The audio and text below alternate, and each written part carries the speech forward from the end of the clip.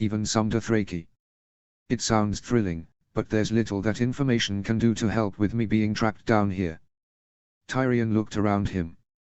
What a miserable place. I could almost feel sorry for consigning Pycelle down here. At least that rancid old man got his due. Shrunken cunt was burnt by dragon fire if the guards told it true. The really only interesting piece of news was that Joffrey was dead. Tyrion's nephew had hung himself in his cell. Tyrion had chuckled when he'd heard.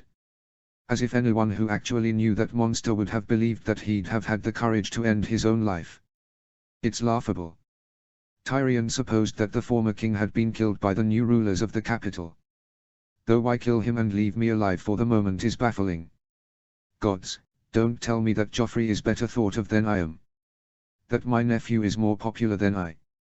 The injustice of it is enough to choke on. These thoughts had occupied him in the long hours spent in near darkness with his companions. Why these two had waited for him on that fateful night was beyond Tyrion's comprehension. They should have run for it while they had the chance. Still, at least I am not alone. A man should have company while he waits for death. As if in answer to the thought, the sounds of feet could suddenly be heard, echoing loudly on the stone steps outside the cell wing. The volume increased steadily, indicating that the people were getting nearer to the cells. Tyrion cast an eye at Pod and Bronn. The sellsword had gracefully got to his feet and was poised, ready for what may come. I hope he doesn't intend to make a fight of it. The numbers they'll have sent to get me will be overwhelming, any resistance would just be undignified. The door that stood at the end of the long corridor that led to all the cells opened abruptly and a group of armed men entered, carrying torches and with drawn weapons in their hands. The dramatic increase in light made him squint as the men approached the cell door. He heard the jingle of keys and then the solid thud of the lock being thrown back, followed by the metallic ring of a door being opened. His vision swam as both his arms were seized and he was dragged unceremoniously from the room. Outside his cell he could make out a tall figure. The man was balding, the torchlight reflected in the gleam of his head. The man was clad in the armor of the gold cloaks, though he wore no helm, and there was a curious bear motif etched into his armor. Tyrion Lannister. Who else would I be? Are there many dwarfs imprisoned within the black cells? You have me at a disadvantage, sir. Tyrion said, nodding politely. In more ways than one, the man said gruffly, take him. The men holding Tyrion's arms dragged him towards the door. Behind him he heard the door swing closed. Well, at least Bronn and Podrick won't have to share my fate.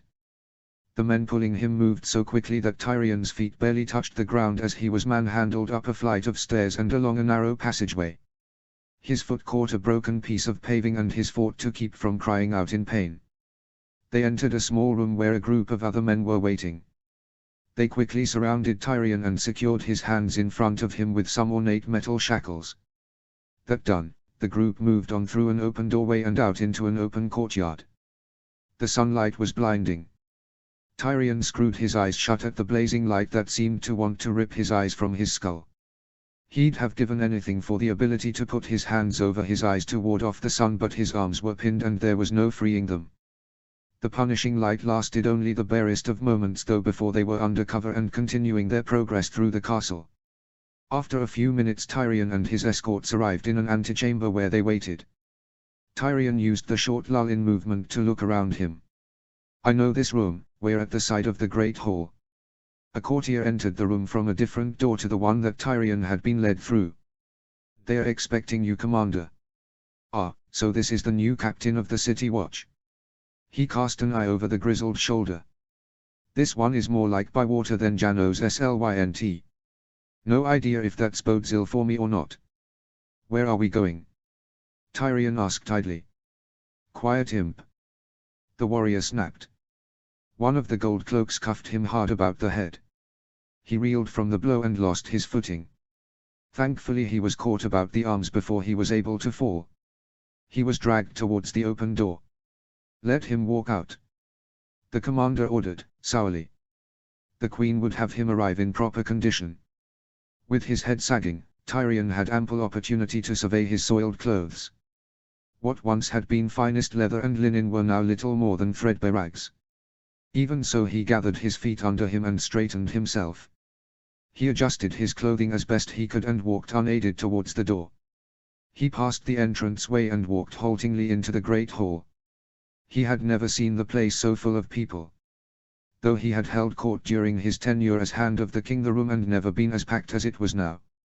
People lined the walls and thronged the floor, all looking towards the door he had just entered through, jostling with each other to get a view of the imp as he walked towards the dais at the far end of the long hall. Unprepared, Tyrion almost wilted before so many eyes, but, mercifully, a distraction occurred that diverted their attention. Another group of guards were coming through the door opposite, escorting a new prisoner. The tall blonde woman's hands were bound as she was marched, blinking, into the hall. Cersei. His sister did not look well. Even from this distance she looked pale and gaunt, her hair hung in loose threads from her withered face. Her dress was stained with dirty streaks that ruined the fine red silk of her once pretty gown. Though it had been only a few weeks since he saw her last, it might as well have been years.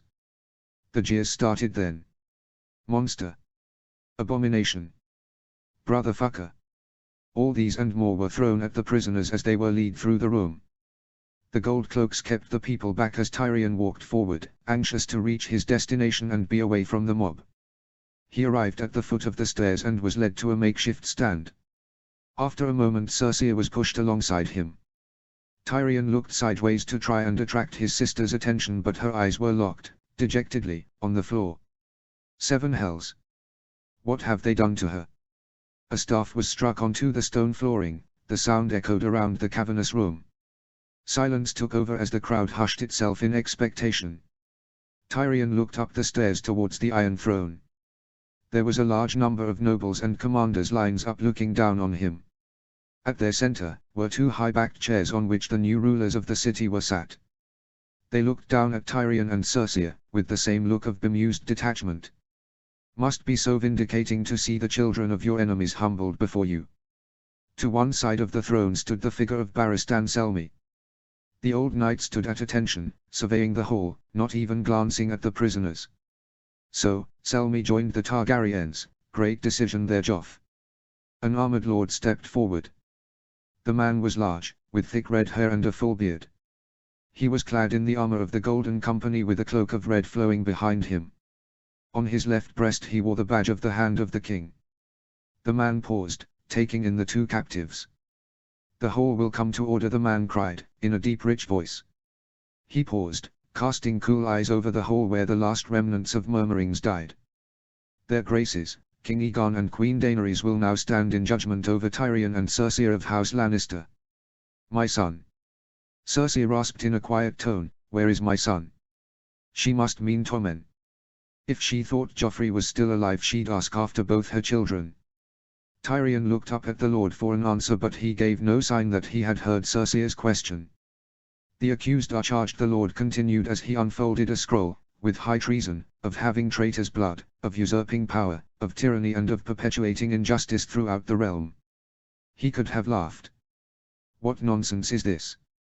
If they've going to kill us, then have done with it. The Hand looked down at the prisoners. How do you plead? Tyrion smiled politely. He had spent days thinking of how we would play out this scenario. He glanced at Cersei, but she had returned her eyes to the floor. No help there then. He tried to speak, but his throat was dry and his words just came out as a cough. At the Hand's gesture a servant approached with a goblet.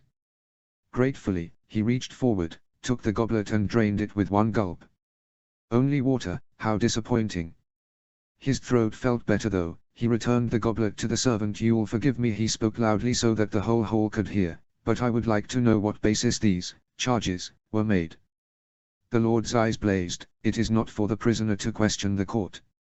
This is hardly a court, Tyrion remarked dryly. Who are these two to sit in judgment on us or anybody else? A gasp went round the room. The Lord extended an arm to the seated rulers. You stand before the King and Queen of Westeros. Only because you've denied me a chair. Tyrion shot back. The Lord blinked as he processed Tyrion's jest. Not one of the world's best thinkers, this. Behind the man though, Tyrion could see Lord Varys fighting a losing battle to suppress a smile. Smirk all you want, you treacherous bastard.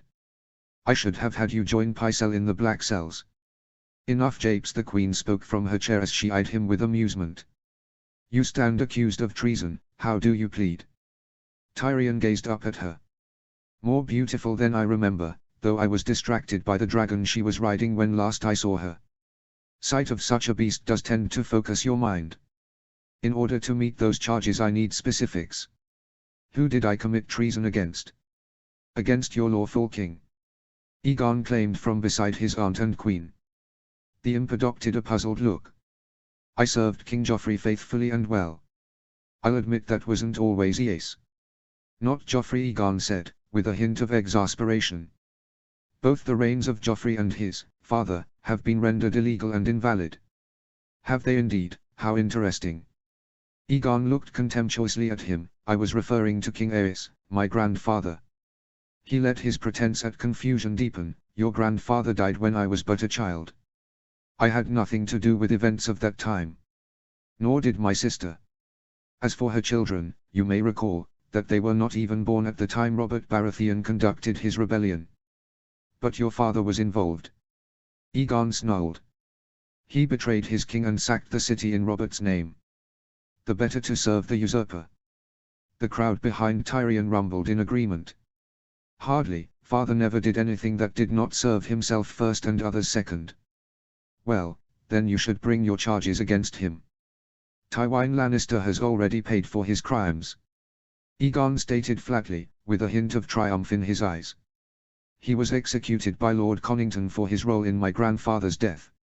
A ripple of surprise went around the hall. Tyrion felt his heart beat harder in his chest. Father, dead. He heard a brief moan of despair come from Cersei as she stood nearby. He dared not look at her. He paused, considering, then a thought took hold. Connington. As in Jon Connington. Fuck me, it seems that rumors of the death of Rhaegar Targaryen's friend were greatly exaggerated. He shot a glance at Varys. I suppose we have you to thank for that bit of disinformation as well. He glanced at the dais. It looked as if the Golden Company and its officers were on Aegon's side of the room, while the Gold Cloaks as well as a number of other soldiers whose uniform Tyrion did not recognize were on Daenerys' side. The Golden Company belongs to Aegon. A terrible realization struck him. I brought them here. Connington and Aegon must have been hidden within the ranks of the Golden Company and come with the sellswords when I brought them over from Essos. Tyrion chided himself for his stupidity. There I was thinking they'd turned their cloaks fairly recently, but the bastards had never meant to support us anyway. They took our money while working at our downfall. And I let them in.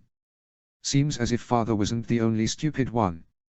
He may have invited Daenerys here, but it was I that brought in a whole host of traitors down upon us and even paid them from our own purse.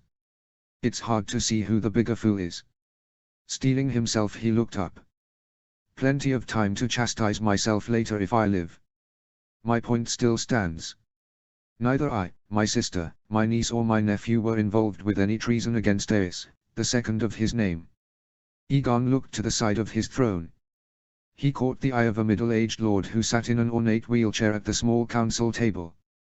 The man's face was deeply tanned and he wore simple yet richly embroidered fabrics. Is that the sigil of House Martell on his tunic? Well, it seems Prince Doran has made his loyalties known. At the king's questioning look, the Lord of Sunspear merely shrugged and shook his head. Inwardly Tyrion smiled. Seems you'll get no help from him, your grace. Connington grimaced slightly as he turned to regard Tyrion. Very well, the charge of treason is removed from the indictment, though the charge of having traitor's blood remains. Again, I am loath to correct you, Tyrion stated, not sounding sorry in the least. But seeing as how our father was not tried as a traitor, we, his family, cannot be proved to have traitor's blood. It was a forlorn hope, Tyrion knew. It was all a nonsense. He and Cersei would be executed. The rest was just theatre. A mummers fast to be put on for the entertainment of the mob and to allow the Targaryens' new regime a feeling of legitimacy. Your father attacked this city, Aegon cried. He had my mother and sister murdered. Your brother killed my father personally, a man he had sworn to protect and defend. Do you deny these events took place? I cannot deny or confirm events I did not witness. Tyrion replied carefully. You would need to ask my father and brother about them. Though you seem to have killed my father and I know not where my brother might be. Gods, Jaime, where are you? They are known. Egon snorted, "It is a fact." "Produce witnesses then." Tyrion retorted, trying, in vain, to cross his arms. The shackles were so tight he had to make do with holding his hand in front of him. "Seven hells, if you are to call our relatives' actions treasonous, you should at least offer evidence to the fact." There was movement to Tyrion's side. Out of the audience stepped a thin individual, bony and gnarled. He was barefoot, his clothes nothing but rags, as he passed the cordon of gold cloaks and approached the dais. "Lord Tyrion speaks true, my lord," the man said in a strong deep voice that belied his age. "If one is to convict the accused, one must first bring evidence." The group on the dais regarded the newcomer. "Why the fuck are they listening to that withered old stick of a man? Who the hell is he?" Lord Connington stepped behind to speak to a maester, a bull-headed figure with a large belly and a muscled neck. He paused so that Doran could be wheeled over to speak to the other two men. Connington reddened as the other man spoke, his gestures becoming more emphatic, but, seeing no give in the other two, he turned back to the front. "Thank you for your words of wisdom, Your High Holiness," Connington said flatly. "We will take your advice into account." The hand turned to the two thrones. The Master of Laws and Maester Meryn confirmed that the High Septon is quite correct in his view of the law. The High Septon. Gods be good, the Seven Kingdoms is in worse state than I'd thought if they've appointed this one to the job. The man looks worse than most of the beggars in Flea Bottom. Tyrion turned his head. "And it would seem that Prince Doran is on the small council as Master of Laws. My word, today is full of surprises." The Queen leaned forward in her chair. "Surely, with the facts of the event so well known, then it should be a simple matter for witnesses to be found, for proper evidence to be presented."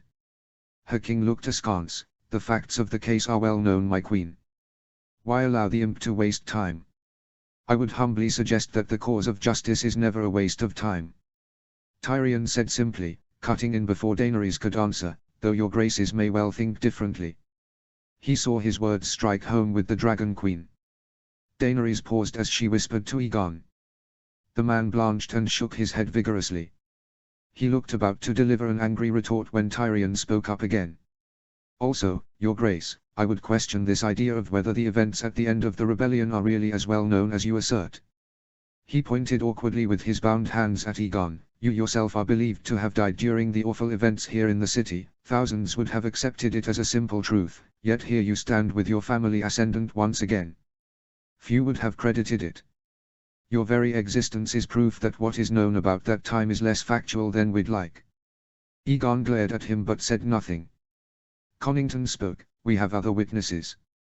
Bring forward Gregor Clegane." There was a commotion as the far end of the hall. Tyrion twisted to look over his shoulder as the heavy doors that guarded the main entrance to the great hall were dragged open and a new escort of gold cloaks entered the room. There was a great many of them, all surrounding a huge figure who shuffled into the room. Gregor Clegane, known throughout the land as the Mountain, was wrapped in chains. His arms were pinned to his chest, his hand bound in shackles behind him. There were heavy cords around his feet that prevented him from walking properly, much less running. He moved awkwardly, continually poked and prodded by the points of the gold cloak's spears. "At least they only bound my hands." It took some minutes for Clegane to reach the dais.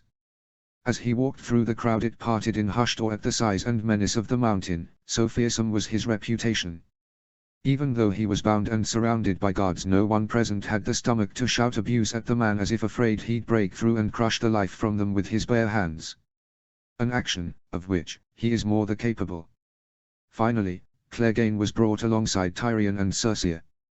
The man's eyes were dull, he was staring ahead with his face screwed up in contempt for those around him. Gregor Clegane, the false knight, was captured on the field of battle near Harrenhal at the defeat of the Lannister forces. Connington's voice carried to the ends of the hall. His heart sank. It was as he feared, his father dead, the Lannister army lost. Hope surged within him. "What of my brother?" Tyrion inquired loudly, over the whisperings of the crowd that he could not see. "What of Jaime Lannister?" "The Kingslayer perished on the battlefield," Aegon said, relish pulling his lips into a broad smile. "He was slain fighting the Starks. My only regret is that he did not live to reap the harvest of his treachery." Tyrion let his head sag onto his chest. He screwed his eyes shut to try and prevent tears spilling from his eyes. to bet visible to those of the dais. Damned if I'll give these bastards the satisfaction. Beside him, Circe was moaning quietly as if in pain. I know exactly how she feels. After a long moment, Tyrion straightened and looked resolutely at the thrones. Tell me. What is the purpose of bringing Sir Gregor here? It's merely Gregor Clegane now. Connington alleged. Their graces have attainted him for his crimes against the realm and stripped him of his knighthood. He is guilty of rape and murder. Clegane said nothing. It was like having a statue near him. The only signs the man was even alive was the deep breathing of his massive chest. If his crimes are so numerous, his actions so heinous, then surely he cannot be relied on to provide evidence against us. Tyrion pointed out. Nevertheless, Connington declared, Clegane can testify that he was ordered to kill Princess Elia, Princess Rhaenys and the babe he took to be King Aegon. You've said he can, but will he actually do as you suggest? You've just said he's guilty of rape and murder. Tyrion laughed. Only a fool would rely on the testimony of such a man to convict others. Lord Tyrion is correct. The High Septon spoke in a firm tone. The Mountain is a monster. A servant of evil, and no credit should be given to his testimony. A spate of murmuring erupted behind him as Tyrion smiled. The dais conferred once again. The discussion was animated. Doran and Varys were arguing with some of the other lords and nobles that Tyrion didn't recognize. Daenerys and Aegon were discussing matters with Connington and the man previously identified as Maester Marwyn. You really haven't got the feel for this at all. Just kill us and get it over with. While the discussions continued, Tyrion tried to catch Cersei's eye, but his sister refused to look at him. Frustrated, he turned back to the dais. The discussion had stopped. Reluctantly, Daenerys turned in her seat to survey him. It would appear that the testimony of Gregor Clegane is inadmissible. Therefore we cannot rightly call your family blood traitors. Ridiculous. Aegon snarled. Tywin Lannister took the city. He sacked it. His men raped and pillaged their way through the streets while his son murdered the rightful king. To prove that, you would need to present witnesses. Tyrion threw back at the young king. My father always said that armies were tough to control. It is likely that they went wild at the prospect of a little rape and coin. Well, that's almost true. Father was apt to say that, but only in hosts led by weak commanders who were unable to control their men. Still, a little paraphrase helps my purpose. What of your brother? He murdered the king. You'd need to ask him about that. Tyrion said, desperately trying to keep his voice from shaking. Only you can't now, can you? Aegon's mouth worked soundlessly. Connington looked uneasily between the prisoners and the king and queen. Finally he spoke. We will stay the charges of being blood traitors until further soundings can be taken.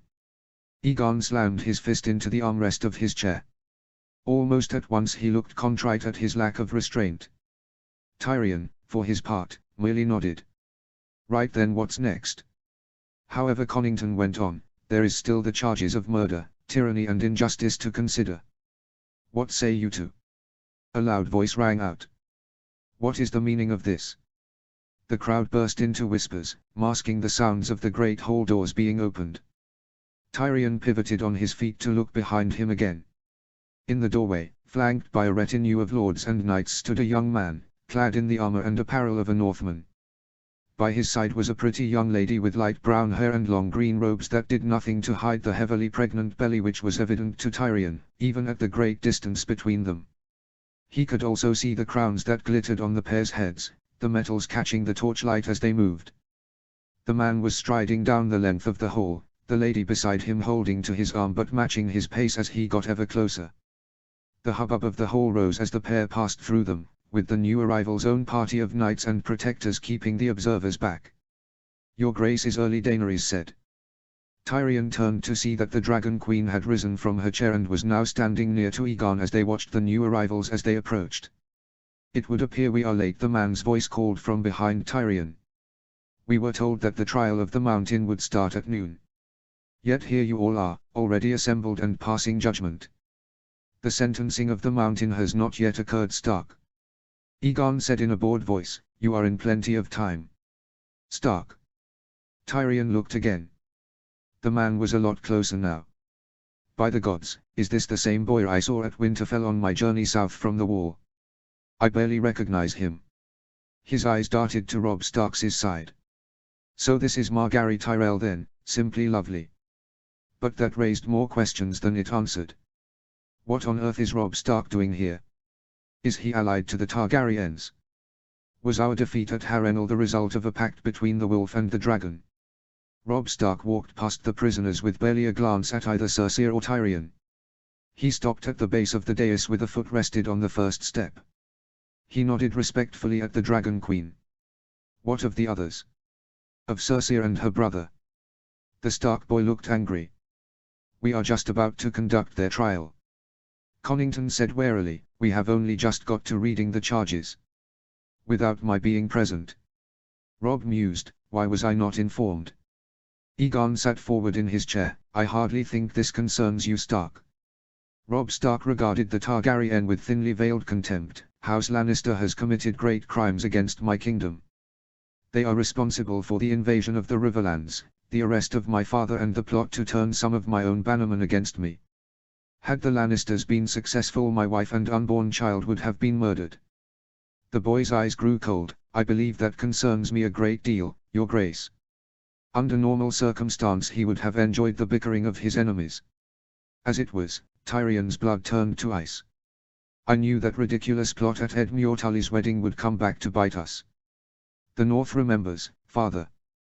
Robb Stark turned his expression on the Lannisters. It is even said that Cersei Lannister connived in the murder of her husband, King Robert. Never. Cersei cried angrily, lifting her head, the fool was killed while hunting. Gored by a boar. So you say, Robb answered coldly, though it is alleged that you schemed to bring about his death. Lies. Cersei snapped, her face had flushed, the anger giving her strength and pushing back the feelings of despair. There is no truth in that. The young wolf ignored her protests. It is also alleged that your children are not King Robert's. That they are in fact the children of a liaison between yourself and your brother. The room erupted in noise. Everyone seemed to be talking at once. Aegon sat back in his chair, seemingly enjoying the listing out of further charges against the former queen. Who says so? Cersei screamed over the tumult, Stannis. The man is an ambitions monster who consorts with foreign gods. He would have burned this city to the ground if he could. Oh, well played. Tyrion could see the High Septon and his lackeys nodding enthusiastically at his sister's words. My father says so. Robb Stark responded, silencing the noise from the crowd. You confessed to him in the godswood of this very castle. Cersei, you fucking idiot. Bad enough you fucked our brother, but did you really have to tell people about it? You lie. Cersei screamed as loud as she was capable. The sound made Tyrion's ears hurt. He winced in pain and wished he could raise his hands higher than his shoulders, but the shackles would not allow it. Another glance at Aegon saw the young king looking delighted at this turn of events. By now Daenerys had returned to her throne and was observing proceedings curiously. I do nothing of the kind. Robb replied, my father discovered the truth while investigating the untimely death of Jon Arryn. Jon Arryn, fuck me, that's a blast from the past. Not so long ago Lysa Arryn was accusing me of murdering her husband. Are they saying it was Cersei who killed him now? That's new. He discovered that your children's father was your brother, the Kingslayer, a fact that you admitted to him. The room rumbled in shock and surprise. Tyrion risked a glance at his sister. Well, Cersei, you've fucked yourself now. No. It's not true. Cersei Lannister said, her eyes flashed in outrage. Lord Connington cleared his throat. If it comes down to a choice between trusting the word of either yourself or Lord Stark, then we know who to believe. Whatever one might say about the Warden of the North, we can all agree he had an unimpeachable reputation for honesty. He looked pointedly at Robb, a courtesy that we will extend to his son. The courtiers on the dais nodded soberly. Even Aegon and Daenerys looked content with their hand's assertion. Of course they are. Murder and incest are just the type of offenses to bury us with. Furthermore, Robb said, having nodded in thanks at Connington, I believe that you and your brother were directly responsible for the accident involving my younger brother Bran. The poor boy was thrown from a tower at Winterfell, having, I believe, witnessed you and your brother coupling while the king was away. The crowd's anger erupted in cries of outrage and anger. The salacious detail was icing on the proverbial cake. Tyrion forced himself to stare straight ahead. So now it comes full circle. However, Robb Stark said in a regretful tone as the room quietened, I cannot prove it, so that charge must be discounted. Tyrion frowned. What is he doing? Is this an attempt to appear fair? Even with that charge discontinued, there is more than enough to proceed with. Connington offered measuredly. Furthermore, we have evidence that both Cersei and her brother fomented a tyranny in King's Landing once Joffrey took his father's place. They ruled through fear and intimidation. They even killed Robert Baratheon's bastards, innocent children, in a hate-filled action. And then, they denied food to the populace as a means of control, inciting the young Baratheon to order the death of some of the small folk who dared to object. The subsequent deaths in the riots of King's Landing can be laid at your feet. Oh, thank you very much, Joffrey, even in your grave you're still fucking things up for me. The crowd's anger was palpable. He could hear arguments as members of the public tried to break through to get at him and Cersei, only to be prevented from their prey by the gold cloaks guarding them. Maybe the Targaryens should let the mob have us, it would be simpler than this. Cersei was beside herself. Her arms were clenched into fists, her face was white, and she looked accusingly from the dais to Robb Stark himself. Aegon and Daenerys ignored her. Robb Stark, however, had his eyes locked on the former queen. Tyrion roused himself. Before I answer those charges, let me ask this, was the reign of King Robert legal? Absolutely not, Aegon stated, his mouth twisting in satisfaction. We have declared his reign a usurping of power and found all his laws and proclamations to be null and void. Tyrion eyed the young man cunningly. So all laws and actions taken during the reign of Lord Baratheon did not, technically, take place. Quite, Aegon said with a glint in his eye, it is as if they never happened. And, given that, it would follow that Joffrey was not king and therefore his acts were not legal either. Naturally. Tyrion could see Margaery Tyrell look in surprise at the throne. She reached up and whispered into her husband's ear. Robb Stark bent his head so that he could pay attention to his wife. The young wolf's brow furrowed as he listened. So Tyrion concluded, it is almost as if, legally, the last 16-odd years never happened. They have been wiped from the records. A thought seemed to occur to Daenerys Targaryen, who turned to speak to her nephew. Unlike Robb Stark, however, Aegon didn't appear to listen. He seemed to be taking great delight in confirming that the Baratheon time on the throne was about to be eliminated from the history books. You're correct, Imp. Posterity will regard the time as an aberration where nothing of any note occurred. It didn't take place. Got you. Tyrion adopted a relaxed expression. Well, if that's true, Your Grace, then it would appear that this trial is at an end. What? Aegon looked as if he hadn't heard. The youth was glaring down at him as he waved away Connington and Marwyn as they tried to speak to him. What trick is this? The room hummed with constant noise as discussion over this development broke out. Tyrion took a breath so that his voice could be heard over the tumult. Surely it follows that if the reign of Joffrey Baratheon did not happen, legally at least, then no one can be convicted of their actions at the time. The whole period has been scrubbed from the record, so you say. Aegon stared at him in shock. For the first time Tyrion saw uncertainty cross the boy's face. The hall hushed itself and waited for a response. Daenerys's face was still, but Tyrion could see annoyance there. Her mouth was tight, her eyes hard. He imagined her grinding her teeth in frustration. Semantics, Aegon spoke angrily, wordplay. You and your sister are guilty of tyranny and murder. There is ample evidence of it. You acted for the Lannisters in the capital and committed crimes in their name. You will answer for them. I am quite prepared to discuss whether my sister or I ruled capably in my nephew's name, Tyrion replied politely, but it would seem irrelevant. Joffrey was never king, so we could never have acted for him. His rule never occurred, neither did our actions. While it was illegal, he did act as king. Aegon spat, his eyes were as wide as saucers. Perhaps, and if you had merely declared my nephew's reign to be illegal, then you would be able to judge us for the actions taken during that time. Sadly though, you have wiped the slate clean. My sister and I cannot be guilty of tyranny or murder or any other charge during a reign of someone that did not, legally, exist. Egon looked to the sides. Both Prince Doran and Maester Marwyn were talking animatedly to Connington, who remained staring at Egon. Varys had glided over to Daenerys and was talking softly to the young queen while she listened intently. At the foot of the dais Robb Stark stood shaking his head slowly, while his wife was appraising Tyrion subtly with a wry smile on her face. Behind them the crowd was seething in anger. They seemed to sense that Tyrion had made a good point to the king and that the trial now had the potential of being abandoned. More fool them. Any king worth his salt would just have me dragged away and executed. My fancy little games mean nothing in the great scheme of things. It's all just a fancy piece of theatre. Still, good to know I can still cause chaos wherever I go. Finally, Connington leaned close and spoke to Egon.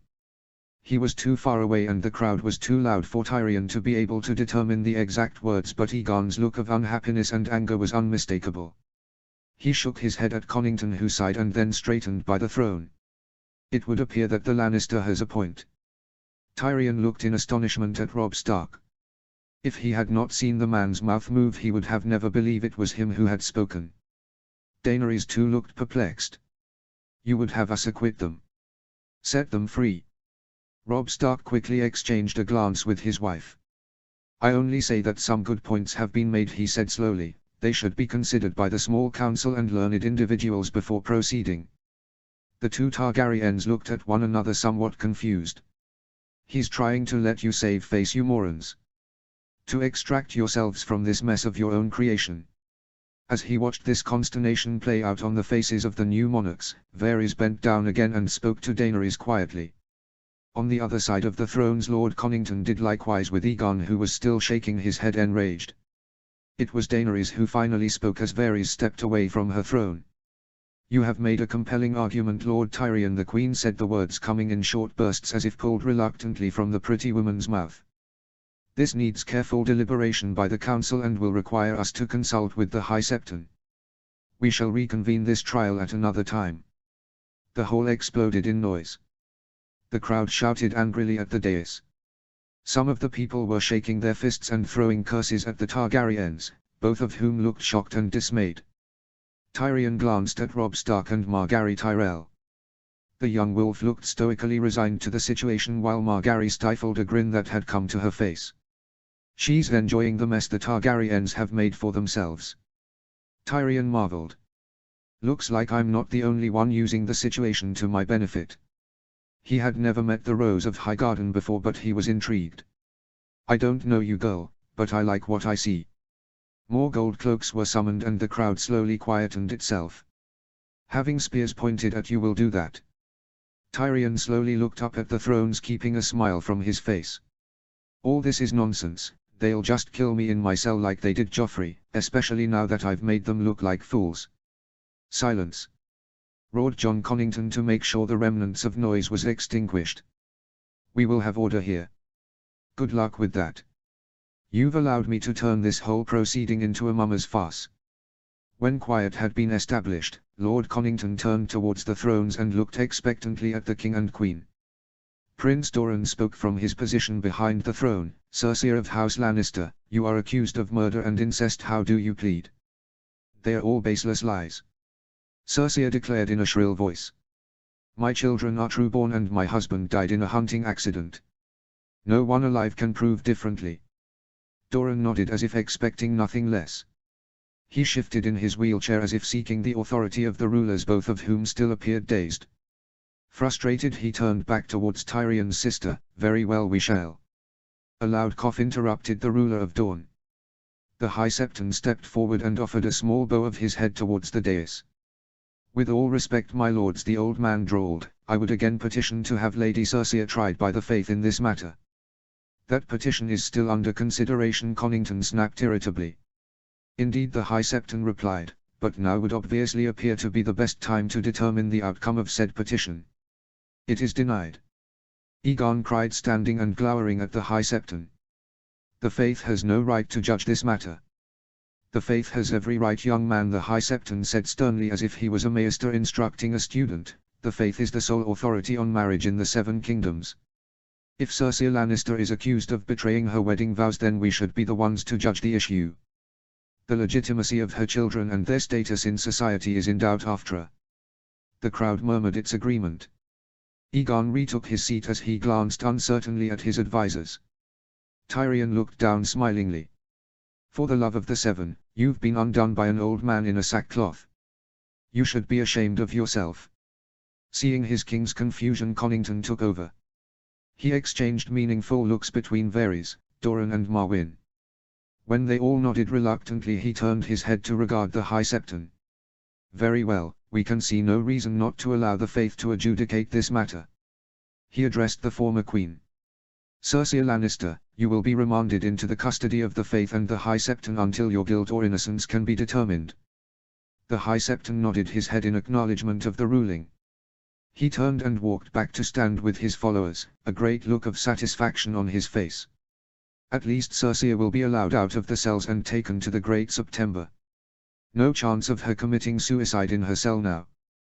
The crowd were again mumbling quietly, talking amongst themselves in hushed tones. From his place on the dais, Egon looked furiously at his hand, who was staring stoically across the hall. Have a bit of pity, your grace, he's trying to sweep up the mess as fast as you're making it. Daenerys glanced at her nephew before clearing her throat. She turned to look at the mountain. We move on. Gregor Clegane, you stand accused of rape and murder. Of failing to fulfill your knightly vows. How do you plead? The crowd seemed to lean forward expectantly. They were sorely disappointed. The mountain lived up to his namesake. He simply stood staring into the distant, unmoved by events around him.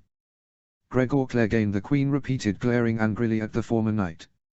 I ask again, how do you plead? Clegane stood in silence, staring straight ahead. The queen has asked you a question, Clegane. Egon roared. Again, no response came forth from the accused man. They may as well be shouting into the sea. The queen looked unhappy. The crowd behind Tyrion seemed to share her frustration. Watching the girl, Tyrion felt a curious sense of sympathy for her. This day is not going your way at all, is it? You had the whole thing meticulously planned out and people just keep ruining it for you. Very well, Daenerys declared, looking down angrily, if you will not plead, then we combat. The word sprang forth from the mountain's lips. The meaning caused the great hall to break into a new round of discussion. Combat. Daenerys repeated, puzzled. I believe he would like a trial by combat, your grace, Tyrion offered innocently. Silence, imp. Egon ordered as he kept his eyes locked on the mountain. Just trying to help. You ask for trial by combat? Daenerys asked Clegane, doubt all over her face. Clegane said nothing, he merely nodded slowly. The noise from the rest of the hall began to increase in volume. You have no right to trial by combat, Egon declared confidently, only highborn lords and knights can invoke that privilege. You've been attainted for your crimes and stripped of your knighthood. Someone's been studying the traditions and laws of the Seven Kingdoms. Shame for you, you're not the only one. Your grace, that is not justice. Tyrion shouted to make himself heard over the rumbles of the mob behind him. Justice. Egon spat. What justice did that monster ever give his victims? None at all from what I hear, Tyrion allowed, but then it's not what I've heard that matters. It's for the gods to decide and you do not have the power to forestall their judgment. Egon looked as if he might burst from his seat and kill Tyrion with his bare hands. Tyrion merely stood his ground and looked indignantly at the king. Not that I can do much else. He drew a breath. If I may be heard? He asked. You may, Daenerys responded wearily as she took in the sight of Robb Stark, who was again shaking his head in exasperation. Tyrion considered for a moment. Then, it seems to me that the attainting of Gregor Clegane was done in response to the allegations of murder and rape amongst other things. Quite so, Daenerys confirmed. Then it appears as though you've put the cart before the horse, Tyrion opined. You have dealt out punishment before a trial has taken place. That remains within our power, Egon remarked. It does, your grace, Tyrion agreed, but, if you do this, then let's not pretend that your graces care for justice in the slightest. A ripple of shock went through the hall. Tyrion could imagine the more conservative members of the court being shocked by his audacity. We care deeply for justice, Daenerys declared, that is why we mean to try Gregor Clegane rather than simply execute him out of hand. Which is to your credit, Tyrion said smoothly. However, the fact remains, that you have accused Clegane of a series of crimes. He must answer for them. He has chosen to respond by asking for a trial by combat. You would deny him that right? Such a thing cannot be justice. He is no longer a knight, Aegon snapped. He has no title or land. He cannot invoke the right to trial by combat. Ah, but he can, Tyrion corrected with a tinge of regret. You cannot punish him for his supposed crimes and then put him on trial. It makes no sense. What are you talking about? Aegon spat. Let me put it another way, Tyrion said cautiously. You wouldn't execute a man and then bother to try him for the offenses you've just executed him for. It would be ludicrous. What if he was found innocent? His headless corpse would walk around all over the place. It would be disastrous, what with him always bumping into things. A titter of laughter could be heard behind him. At least I can still make them laugh. Of course, Tyrion finished, you're the king and queen. You can do what you want. But, if you do this, let's have no more talk of you wanting to be just rulers. Aegon's face had gone scarlet. Oh, poor baby, did I ruin your fun? Daenerys was conferring with Varys and Marwyn. She nodded with finality and then whispered to Aegon. Gods by good, you people are terrible at this. At the first sign I was causing trouble you should have got me away from the crowd. Either that or have the crowd sent away. You're both trapped by the notion of wanting to be seen as just and fair. Good thing I never had that affliction, must have you to thank for that, father. The queen turned back. From her face, Tyrion could see he'd won the argument, though Aegon's eyes now had a malevolent gleam within them. This could be trouble. It is agreed. Daenerys declared loudly, Gregor Clegane, we have decided to allow you trial by combat. The gods will sit in judgment of you. I assume that you will be fighting on your own behalf. Clegane nodded once, his face was still oddly blank. He'd be a bloody fool to have someone else fight for him. He's probably the most ferocious fighter in the realm. I certainly wouldn't relish having my life depend on fighting that man. The only other issue then, Daenerys said evenly, is who will fight on the crown's behalf. Now it was the dais that seemed to heave with activity. At once two members of the warriors from Essos came forward. One clad in leather armor with a pointed hat and a long spear, the other a blue-haired sellsword with gold-hilted weapons. Both knelt by the queen's feet and quickly declared themselves at her service. Sir Barristan strode forward and knelt behind the other two, offering his own sword in the fight. But that was not all. Three figures came from behind Robb Stark and put their own names into contention. Tyrion instantly recognized the Hound. It's not as if you'd forget the terrible burns and matted hair. Sandor Clegane, haven't seen you since the Blackwater, too much to hope you'd be killed and buried in an unmarked grave, I suppose. The warrior next to the Hound was not one that Tyrion recognized.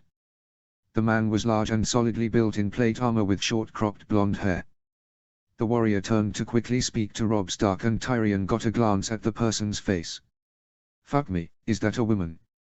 Woman or not, Robb Stark nodded in agreement and the knight backed to face the Targaryens, standing proudly next to the Hound. The final knight was a young man with two swords strapped to either leg. His cloak had a sigil of 2 roses on it. If I had to guess, this would be a Tyrell. One of Margaery's kin. Tyrion's suspicion was confirmed by the way the wife of Robb Stark was acting. She had begun a quiet argument with her relative, I assume one of her brothers. Tyrion wished he could hear the substance of the discussion, but, abruptly, the young man turned away and nodded his head at the Dragon Queen. Ha, looks like I was mistaken, there appears to be plenty of fighters that want to leave this world. What a bunch of fools. He looked to his side. Seems you're as popular as ever, Clegane. Off to one side, Aegon was in a heated discussion with Jon Connington.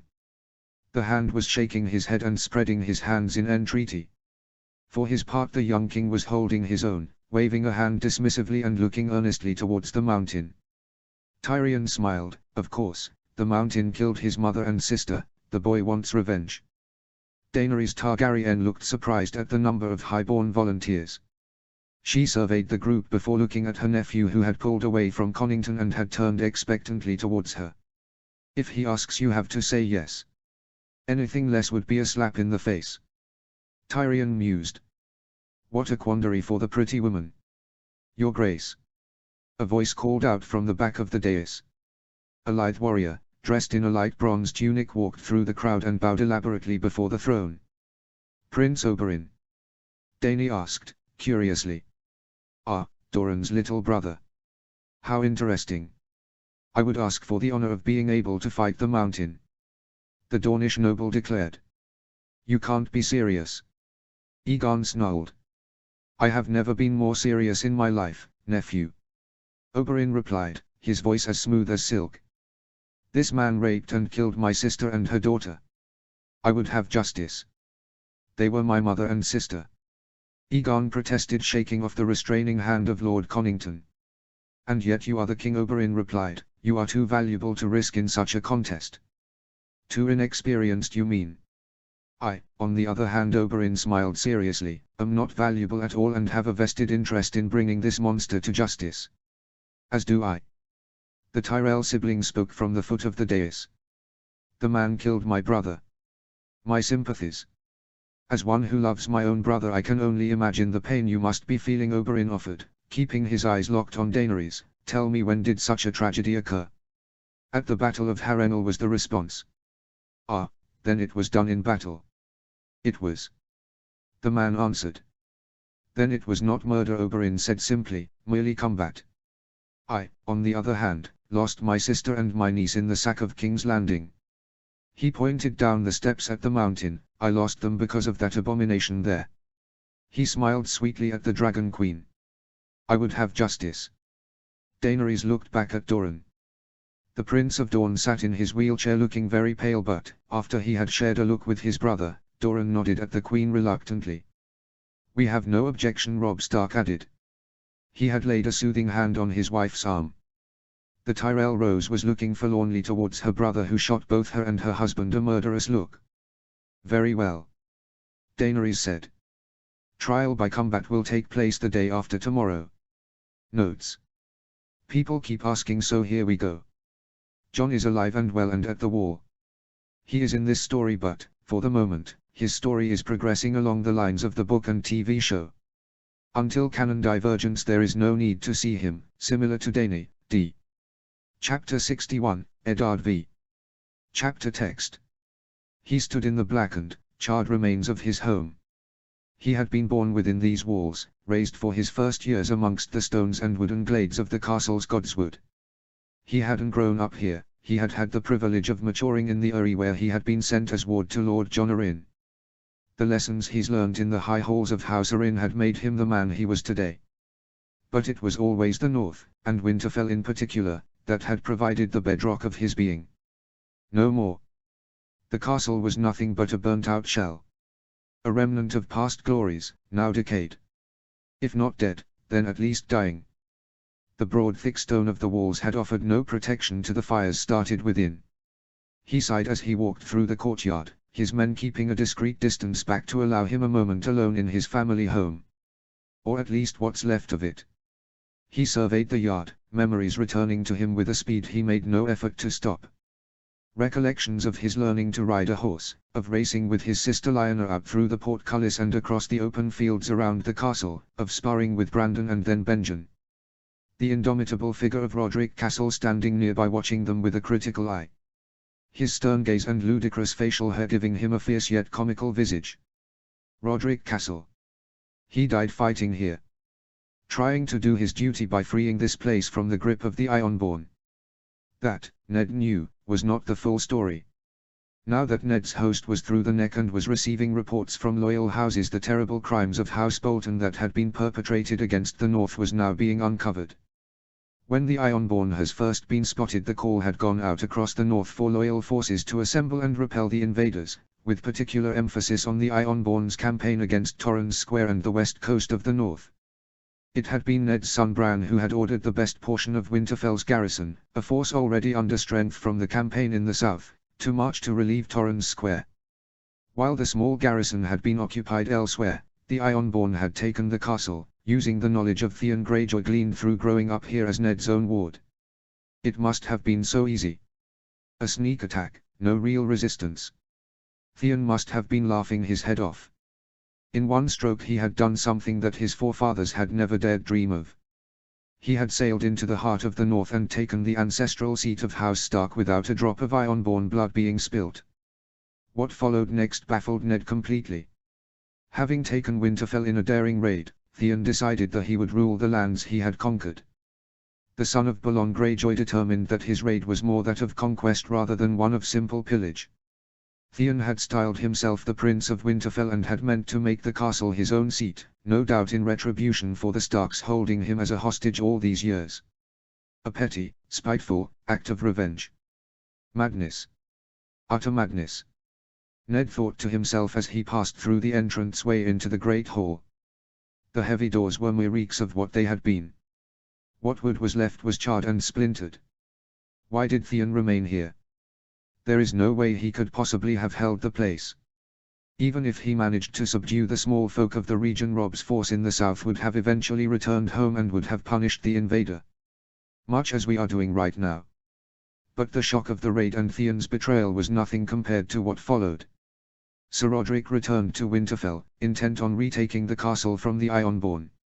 He sent out a request for assistance to all corners of the north directions and, by all account, his force was complemented by men from many houses.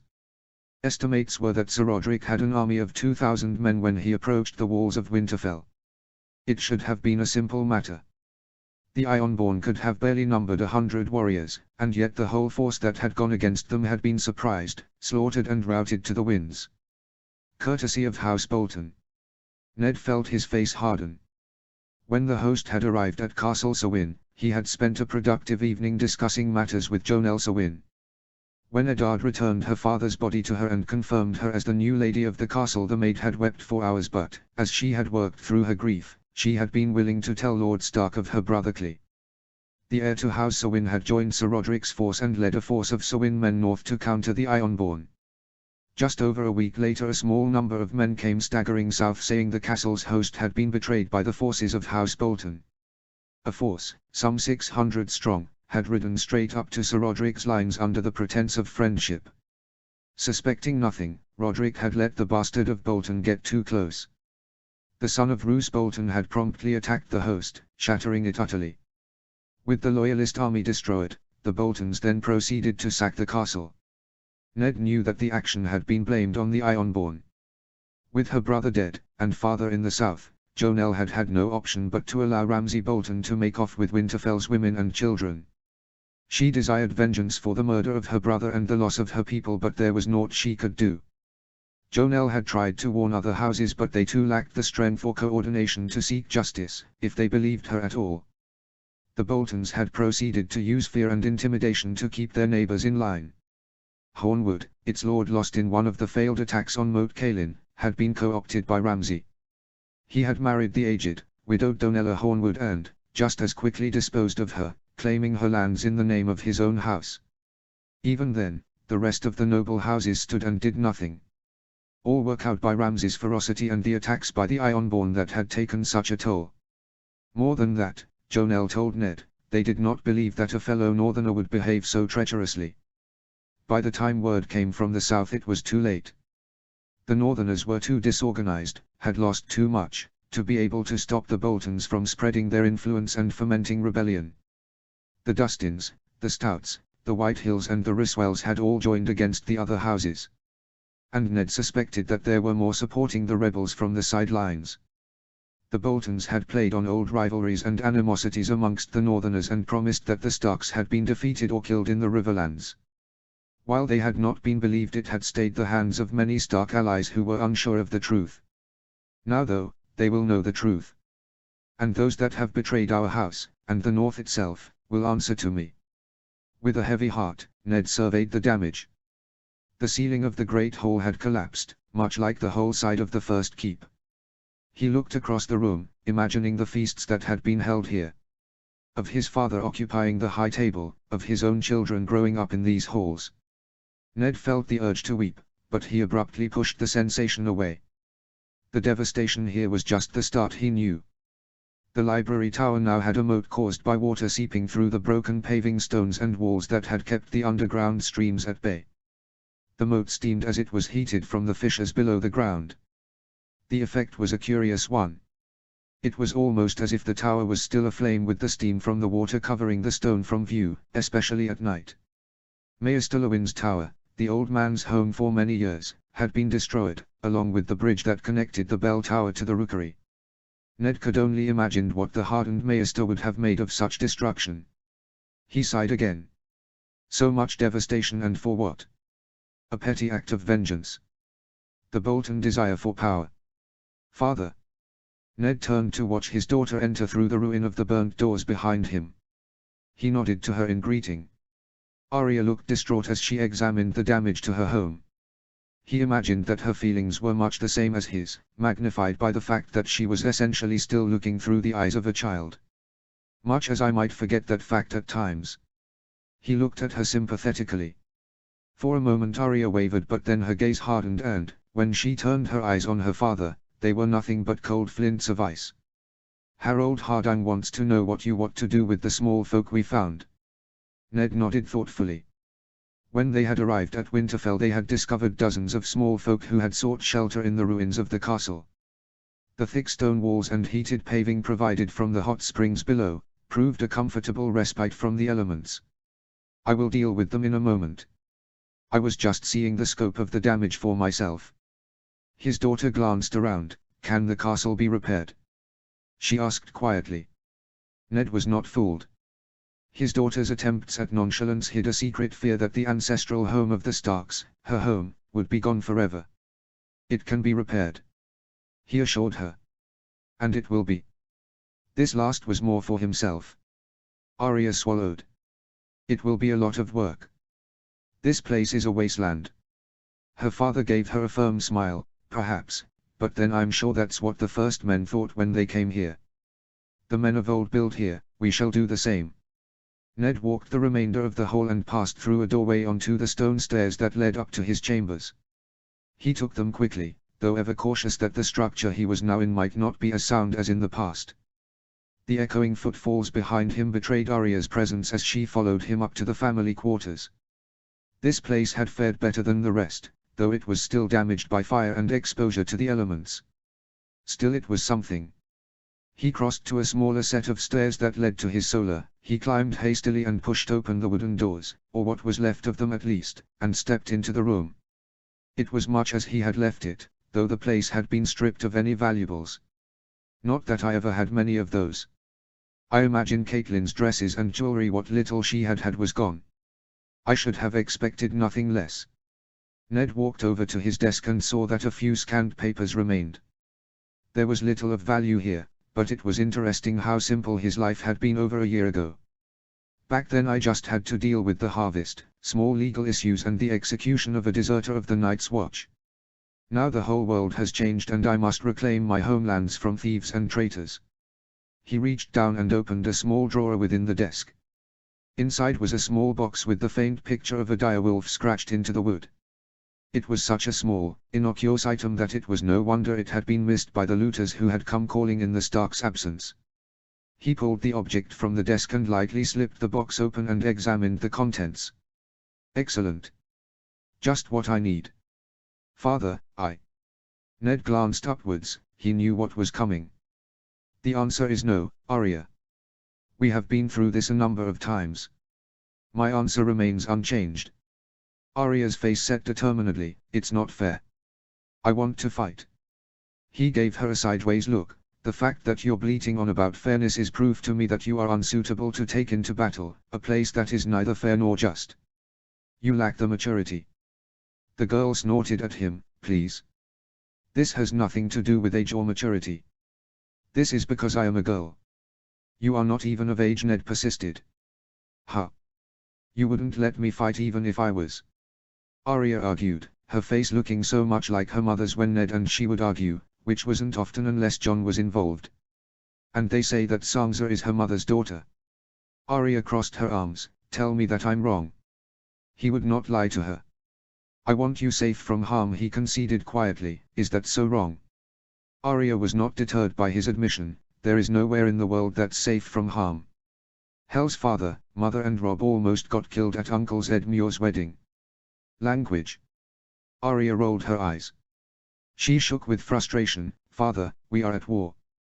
Hundreds of men die every week. I had noticed, thank you. His daughter would not be gainstayed. Well, if you know that, then you'll accept I have a right to fight those who would destroy us. I'll accept nothing about putting you in harm's. Lord Stark. Ned repressed a sigh. Why is it that they always yell my name? Why not just find me and ask for my attention? As they do in civilized places, not like a barman in a flea-bottom tavern. My lord. Yes, Gendry, up here. The wooden staircase creaked as heavy footsteps as someone ascended to his solar. As expected, his squire Gendry walked through the doorway, bowing his head respectfully in Ned's direction. It took the young man a second to see Arya in the corner of the room. The squire flushed slightly, his mouth opened in surprise. Gods help me. You wanted me, Gendry? The youth started, yes my lord, my apologies. The words came out in a rush like water through a floodgate. Evidently the youth was embarrassed by being wrong-footed by the sight of Arya. Easy, Gendry. Take a breath and then start to tell me. Yes, Gendry. Arya said with a small smile, there are so many steps.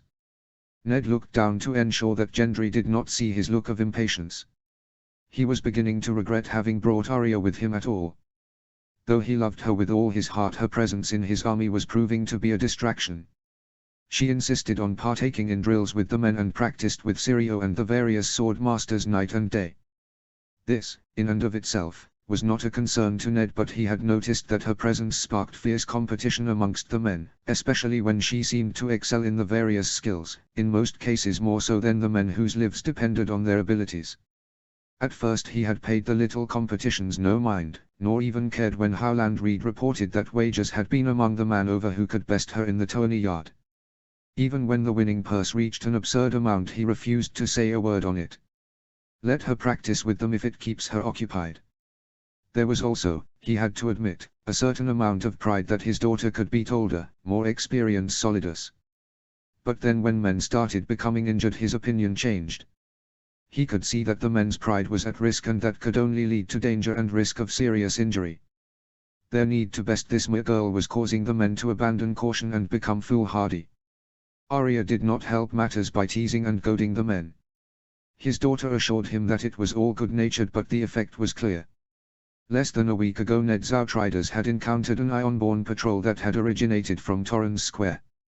Despite orders to report back and not engage the enemy, Arya, who had attached herself to the patrol without Ned's permission, spurred her mount and charged at the fleeing foe. A combination of seeing the daughter of Ned Stark ride into danger, and the shame caused by her willingness to fight had caused the northern party to charge at the foe. It was a foolish act, and one that Ned had been forced to rebuke the unit's commander over that evening. And as for the effect she had on Gendry. His squire took a breath. A number of messages have arrived, my lord. Both Lord Forrester and Karstark have sent messengers. Do you want them to come here or take them in your command tent? Ned looked around. The tent, Gendry, better not to have a group of armored men crowded into this place until we are sure it's safe. As they headed out of the door, Ned quickly turned to Arya. We shall discuss this matter later, he whispered. Until we do, I will want your word that there'll be no more patrols like the one a few days ago. Arya's mouth set, and if I refuse, then I'll have you bound, gagged and sent back to your mother in the Crown Lands. His daughter looked at him wide-eyed. You wouldn't try me, her father said flatly. Your word, Arya. The girl stood there for a moment, clearly thinking of a way out of the predicament her father had placed her in. Finally she gave up. I promise, she said with venom. Satisfied, Ned turned and followed his squire, leaving Arya chewing her lip in anger. They were standing in Ned's command tent that had been set up in the grounds outside Winterfell. Until the castle had been confirmed as safe, Ned had ordered his men to make camp by the walls. It was his ardent hope that the army would be able to move within the safety of the town within the next day or two. The host would be grateful for the protection offered by the thick walls and hot springs. The weather had turned and the cold was already taking its toll. Right now though I have greater concerns than the weather. The Targaryens. That's what it says, my lord, Harold Hardang reported, looking grim as he read a message written on a small piece of scroll. Ryder just arrived from Castle Sewin. The young knight of the Vale handed the paper to him. Ned took it slowly and read through the words. Rob's neat script was easily readable, though in some ways Ned wished it wasn't. The content of the message was alarming in the extreme. Targaryens have returned to Westeros. Lannisters removed from power, King's Landing occupied, along with the Crown and Stormlands. Dorne pledged their support. Dragons. Ned blinked. Dragons. He reread the words several times, his mind unwilling to bend itself around the idea of the monstrous leviathans from legend having now returned to the realm. His eyes worked back and forth over the small number of words, trying to determine if this was a trick or a code for something else, a metaphor for the Targaryens themselves, in the way that the wolves were an image of the Starks. But, no, Rob meaning could not be plainer. Finally he looked up at the assembled commanders. He paused, momentarily at a loss for words. It took him a moment to find his voice. The Targaryens have returned and have already captured King's Landing with a massive army. Tywin Lannister is dead, as is Joffrey. They have occupied the capital and the Stormlands. The Stormlands?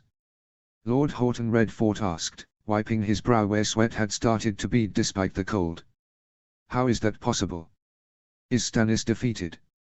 Not as far as Rob can tell, Ned answered. Stannis Baratheon seems to have taken his army and disappeared. He could tell that news did not sit well with the rest of the warriors in the room.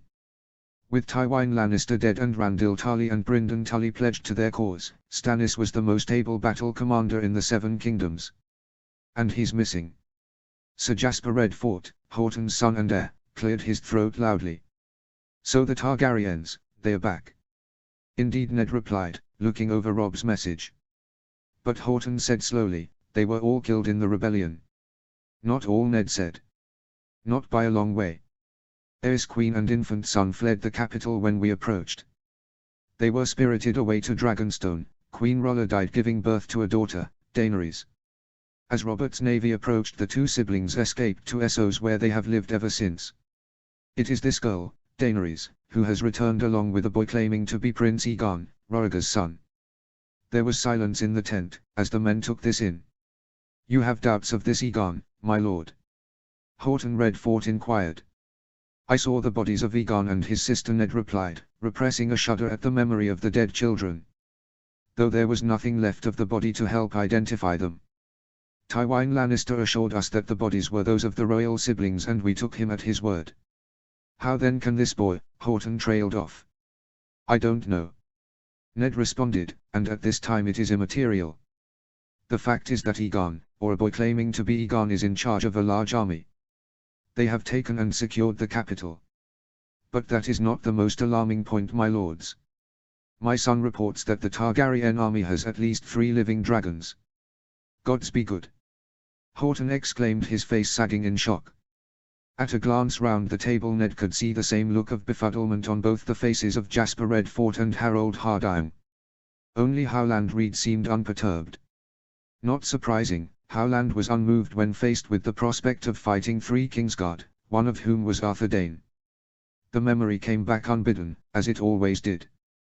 The 3 against 7, the sound of steel clashing together and, finally, a dying girl on a bed of flowers. Promise me, Ned.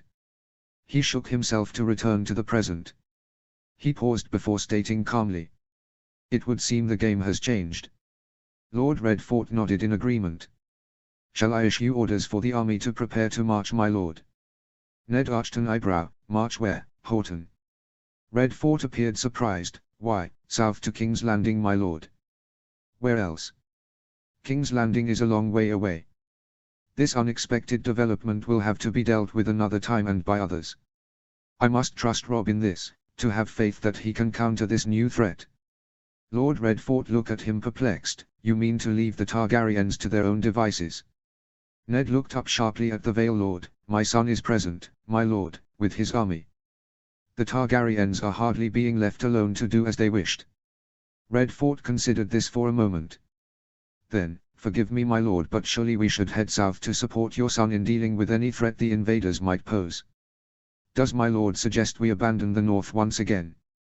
Howland Reed asked from the other side of the map table. Ned tried to hide his discomfort.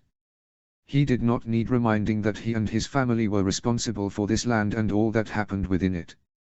It was a heavy responsibility, one that had weighed upon him as the years went by. He had done his best to live up to the standards set by his forefathers, but he had never felt up to the task. It was meant to be Brandon that sat in father's seat, not I. Ned had done the best he could, but he was painfully aware that he had failed to meet the standards he had set himself. He had been found wanting. I played politics in King's Landing and lay prone in my sickbed in Runestone while my homeland was ravaged, my people conquered. There is no penance that can make right that neglect. Still, I have to try. No, Redfort assured them, answering Howland's question as he shifted lightly from one foot to another. Of course not. I only say, that with this new threat to the entire realm that we needs must reassess our priorities. It would not be right to concentrate on one kingdom while the 6 others are under threat. There is no greater priority than to free the North from the grip of the Boltons and the Ironborn. Howland protested, his face as emotionless as a block of ice. The North has struggled for too long under the yoke of invaders and oppressors. I agree with, and feel for your people, my Lord Redfort claimed, though his face twisted as he spoke. He dislikes the notion that Howland has the title of Lord. It requires that he considers the Cranogman his equal, something that a High Lord of the Vale would be loath to do. But the whole realm is threatened. The elderly man turned his head to address Ned. We could leave a force here to keep the enemy penned in, as you planned, my lord, and head south with our armies to defend our homes from the Targaryens. And there it was. This new development threatened the Vale, and now Lord Redfort wanted to face this threat to his home rather than campaign in a region far away from his own. A home that, even now, he suspected might be under attack. Moreover, under attack by the only force that had ever subjugated the Vale. The high mountains and steep valleys would offer no defense to an enemy that could take to the sky. Even the Uri had fallen to the dragons during the conquest. Queen Visenya, atop her dragon, Vigor, flew over the high walls of the Arins and landed in the courtyard of the Uri itself, sundering all defenses that the Knights of the Vale had been able to offer. Now Horton fears it will happen again. Ned had a measure of sympathy for his predicament. I know what it is to have one's home attacked and be too far away to do anything about it. The difference here is that my home is under attack, whereas yours is only under a small measure of threat at present time. You may head home if you wish, my lord, Ned stated evenly. I have no desire to keep you and your men here against their will. Your desire to defend your home from a possible threat is commendable. All I will say is that I have faith in my son. According to his message, he and his wife have brokered an agreement with the Targaryens which will result in a treaty of alliance being signed between our forces. There are few details contained in this letter, but negotiations have already begun and both sides are working to resolve this matter peacefully. But my lord Redfort argued, how can you want peace with the Targaryens? The dragons are the enemies of your blood. You fought against this girl's father, a man who ordered the murder of your father and brother. You were there when Aegon's father, Rhaegar, was killed in battle. I was Ned aloud, but I will not hold a child responsible for the actions of their sire. From his letter Robb tells me that Daenerys and Aegon appear willing to negotiate a peace rather than emulate their ancestor by starting a conquest. If it can be done, then thousands of lives may be saved. Robb believes they can be trusted. Your son is little more than a child, my lord. Ned's eyes flashed. He is roughly the same age I was when I led a force into war against the Mad King. You have accepted that child as your king, my lord. You swore an oath to him of your own accord. The Lord of the Red Fort recoiled as if struck. My lord. I protest. I did not mean to, I mean to say. 7 hells, my lord, Harold Hardine muttered, get a hold of yourself. Mind that you talk to my father with respect. Sir Jasper Redfort spoke hotly in defense of his father. You are not yet his liege lord, no matter how much you may covet the title. Have a care yourself, sir. Harold cried, his face flushing with rage. You are coming perilously close to. This is getting out of hand. Ned raised a hand to rest on the young knight's shoulder. His gesture silenced the young man, though he shook with anger. My lords, if you wish to recall your army and depart, you may do so. I will do nothing to hinder your progress south. Indeed, I will even ask the Crannog men to provide escorts to ensure you get safely through the neck. He could sense Howland's reticence, his surprise that Ned was prepared to allow the Knights of the Vale to leave. He's not wrong to be disturbed. They comprise almost half my army. If they leave, the battles ahead will be much harder. To his credit however, Howland said nothing. "But you intend to stay?" Horton asked cautiously, as if sensing a trap. "I do," Ned said simply. "The North must be freed from the Boltons and the Ironborn. The Northmen in my army have waited a long time to free their homeland. I doubt they will leave even if I were to ask them to, which, in any case, I would not do. We will fight on, alone if need be." "You will not be alone, Lord Stark," Harold Hardime declared. The young knight stared calmly at Ned. He seemed to have let go of his anger of a few minutes ago. "I will stay with you, and I suspect the Waynwoods will do likewise."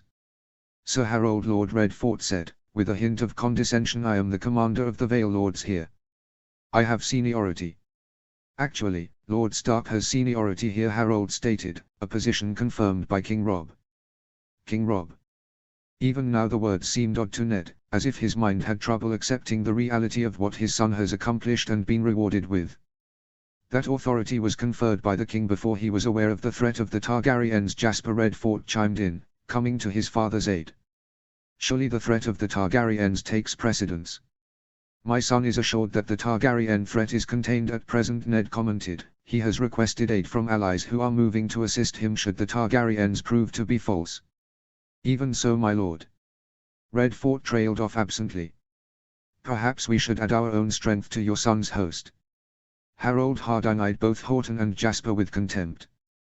"By the gods, my lords, where's your sense of shame?" "Shame, sir?" Horton bristled at the rebuke. The young knight of the Vale had gone crimson. "We are pledged to obey the king. He has instructed us to follow Lord Stark. To do as he commands.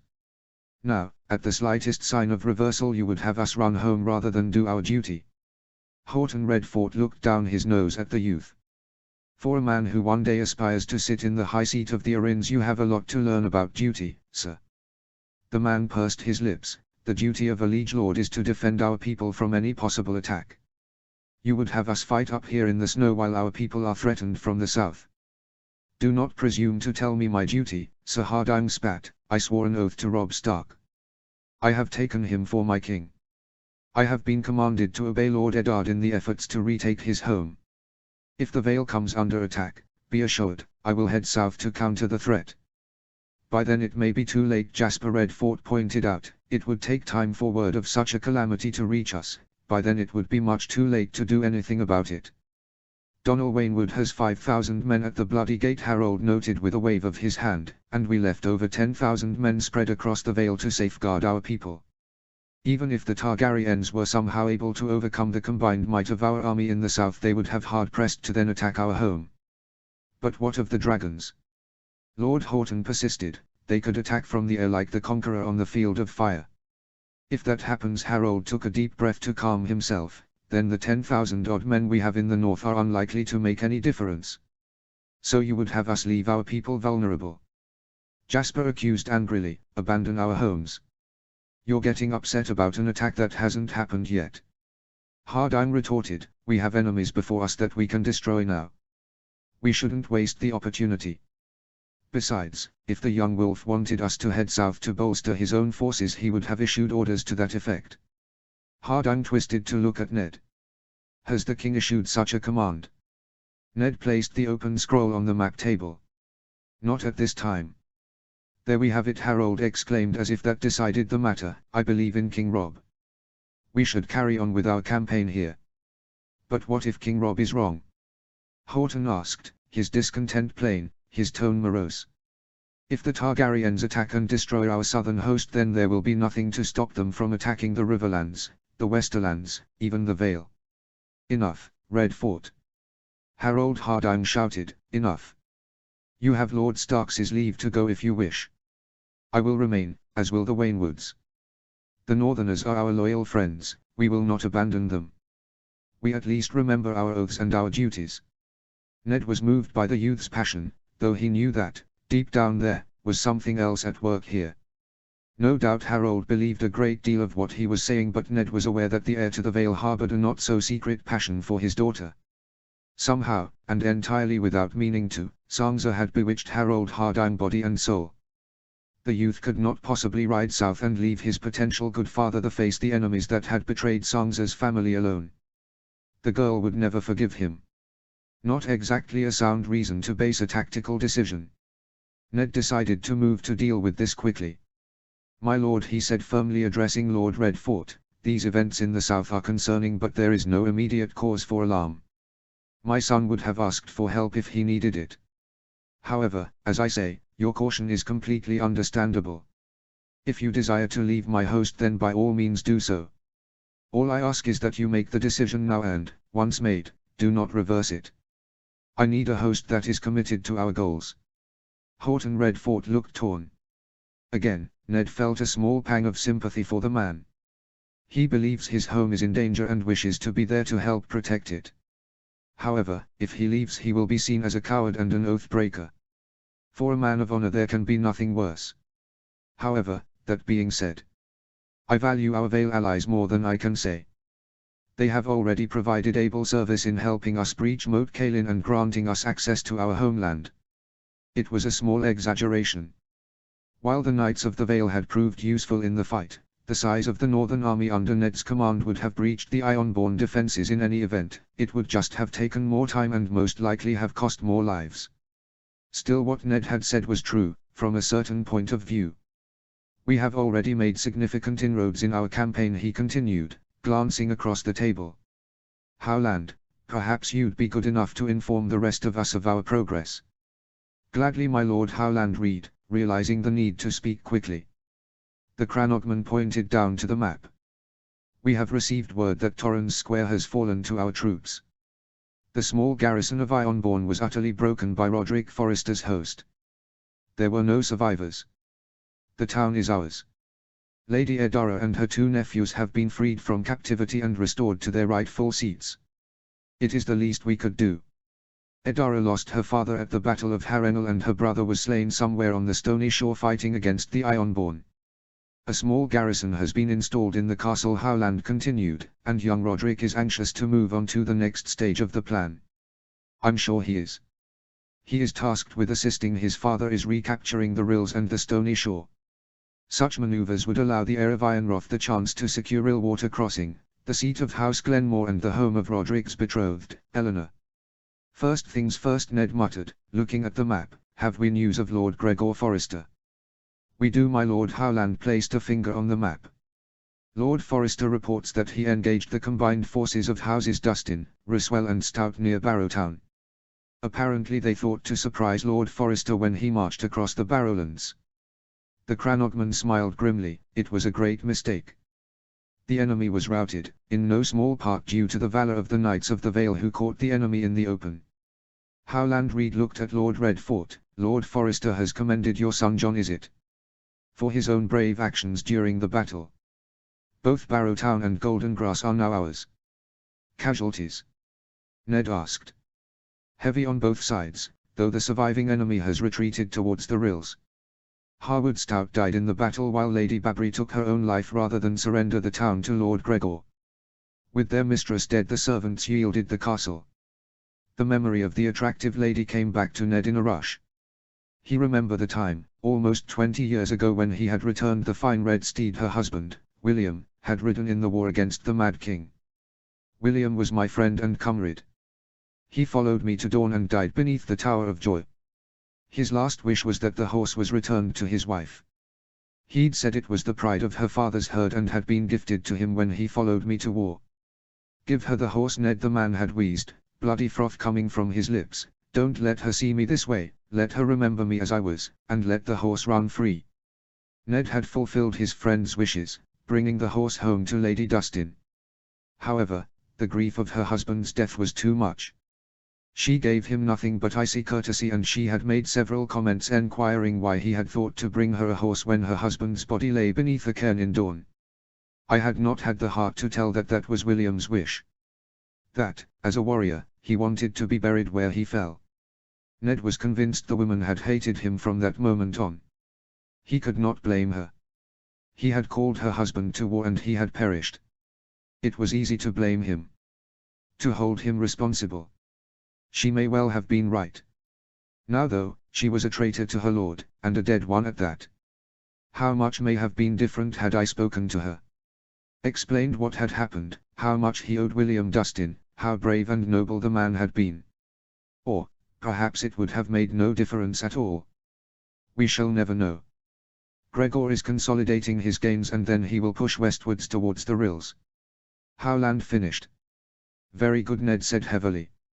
He could take no joy in these victories of Northerners fighting their own.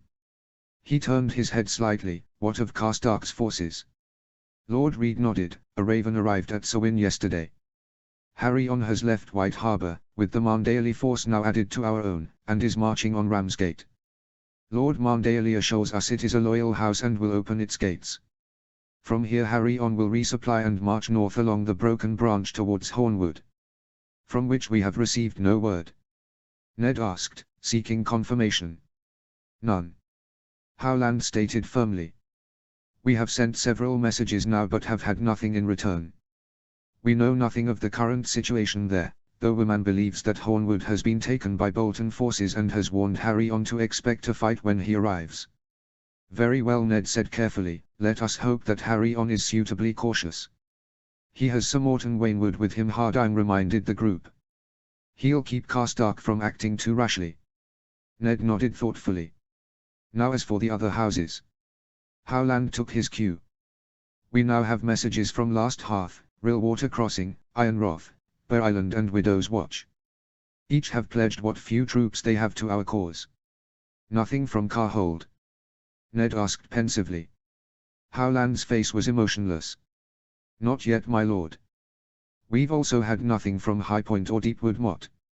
Not unexpected, the Ironborn are supposed to have captured the home of the Glovers and Highpoint was the seat of House Whitehill, loyal bannerman to the Boltons. Carhold though, that was troubling.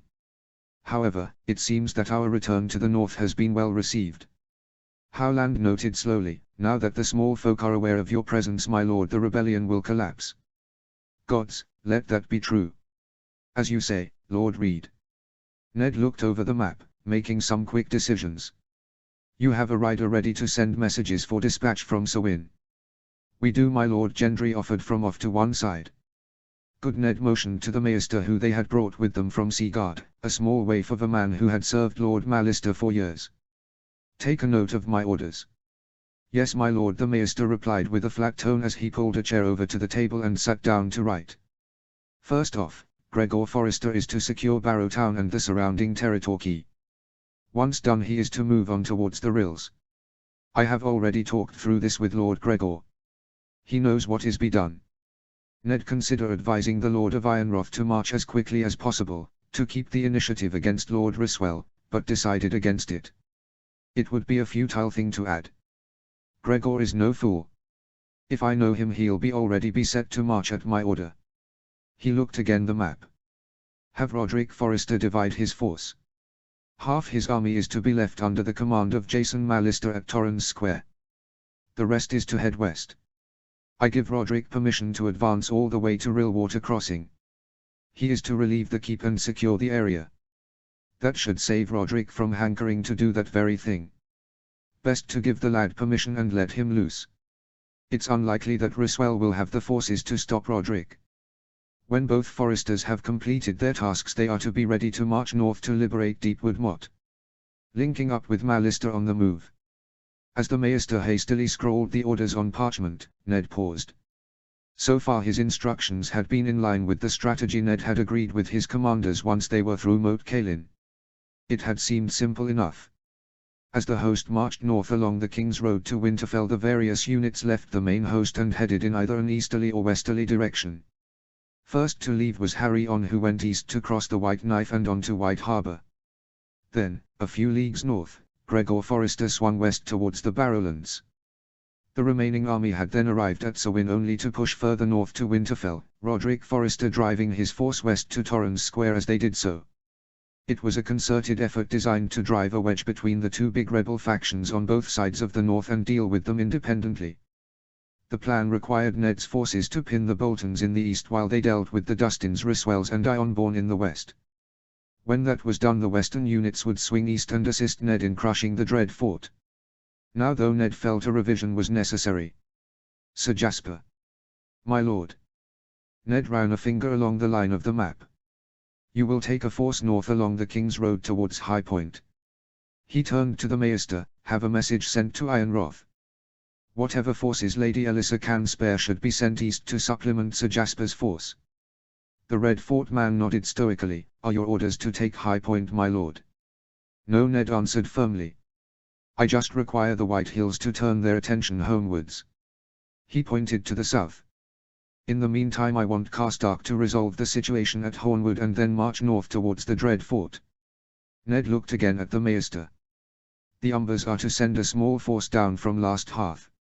Have them cross the last river and approach the Dread Fort's northern side.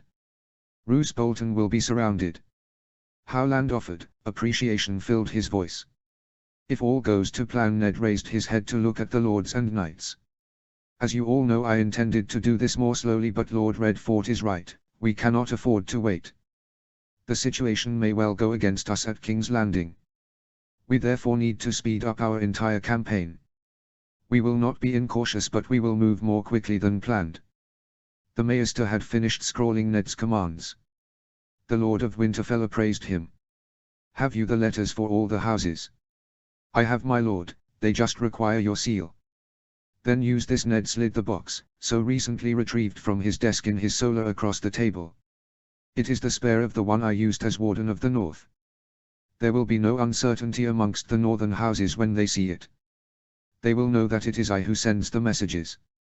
Once the orders have been written out, give them to me to sign, and then they too should be dispatched under this seal. Yes, my lord. The Maester stood quickly and left the tent.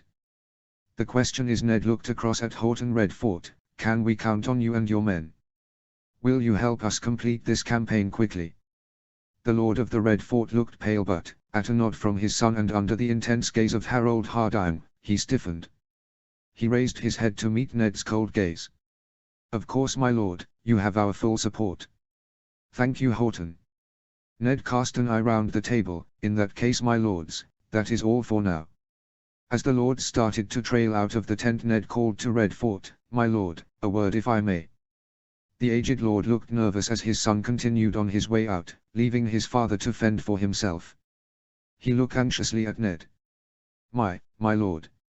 Relax, Horton. Ned said, giving the man a reassuring smile. I assure you I am not angry with you voicing your concerns. You're not. The man looked suspicious. Of course not, Ned sighed, I would have done the same in your place. I just wanted to promise you that we shall conclude this campaign quickly and have your men on their way home as soon as possible. Redfort let out a deep breath. Thank you, my lord. I apologize if I was rude. Ned raised a hand. There is no need for apologies. You argued passionately and with honor. I would expect nothing less from a Lord of the Vale. Redfort nodded. Ned caught fleeting look of concern cross his face. You are still worried? I am, my lord, Horton admitted. The whole thing seems incredible. Targaryens. Dragons. Where will it end? Where indeed? I trust our allies in the south, Horton. Robb can beat the Targaryens if it comes to that. He saw off Tywin Lannister. Only because we arrived in time to save him. Redfort grumbled. Ned bit back a rebuke. He's right, to a point. Even if Robb is young, he is surrounded by able-bodied people. He has Yohn Royce with him, as well as the Blackfish nearby to call for aid. In his camp he also has his lady wife as well as his mother and the Queen of Thorns herself. All capable people who can conduct both war and politics. I trust Robb and the others to see themselves safely through. The Lord looked less than convinced, but he nodded soberly and took his leave. Ned gave himself a moment before heading out of his tent and calling Gendry to him. Obediently his squire came to his side. My lord. Where are the small folk we discovered in Winterfell? The squire indicated with his head. Up near the eastern wall, my lord. I shall deal with them now. Ned said as he walked away. After a moment he heard his squire following him. He looked behind him as he moved. Something on your mind, lad? There was a pause as they crossed the uneven ground. I just wanted to apologize, my lord, for my uncertainty earlier. I had no idea I was so intimidating. Ned said as they rounded the burnt ruins of what he was convinced used to be a cobbler's. It's not you, my lord, it's more. My daughter. No. Gendry blurted quickly. Ned could tell the boy had gone red. It's not her, I could let him torture himself for hours with this. Gendry, get a hold of yourself. I was much the same. Well. I'm not sure that. There was another pause before a bewildered you were. Of course I was. Ned said as they walked along a small street that used to be part of the trading district of the Winter Town. I have been known to be tongue-tied in my time. Especially when there is a woman involved. Strange, to think of Arya as a woman. She's still too young for that. I meant no disrespect, my lord, I promise. None was taken. Ned said firmly, especially, I suspect, as far as Arya is concerned. Really? The surprise in the boy's voice was evident. Of course, what woman doesn't appreciate being able to render a man speechless?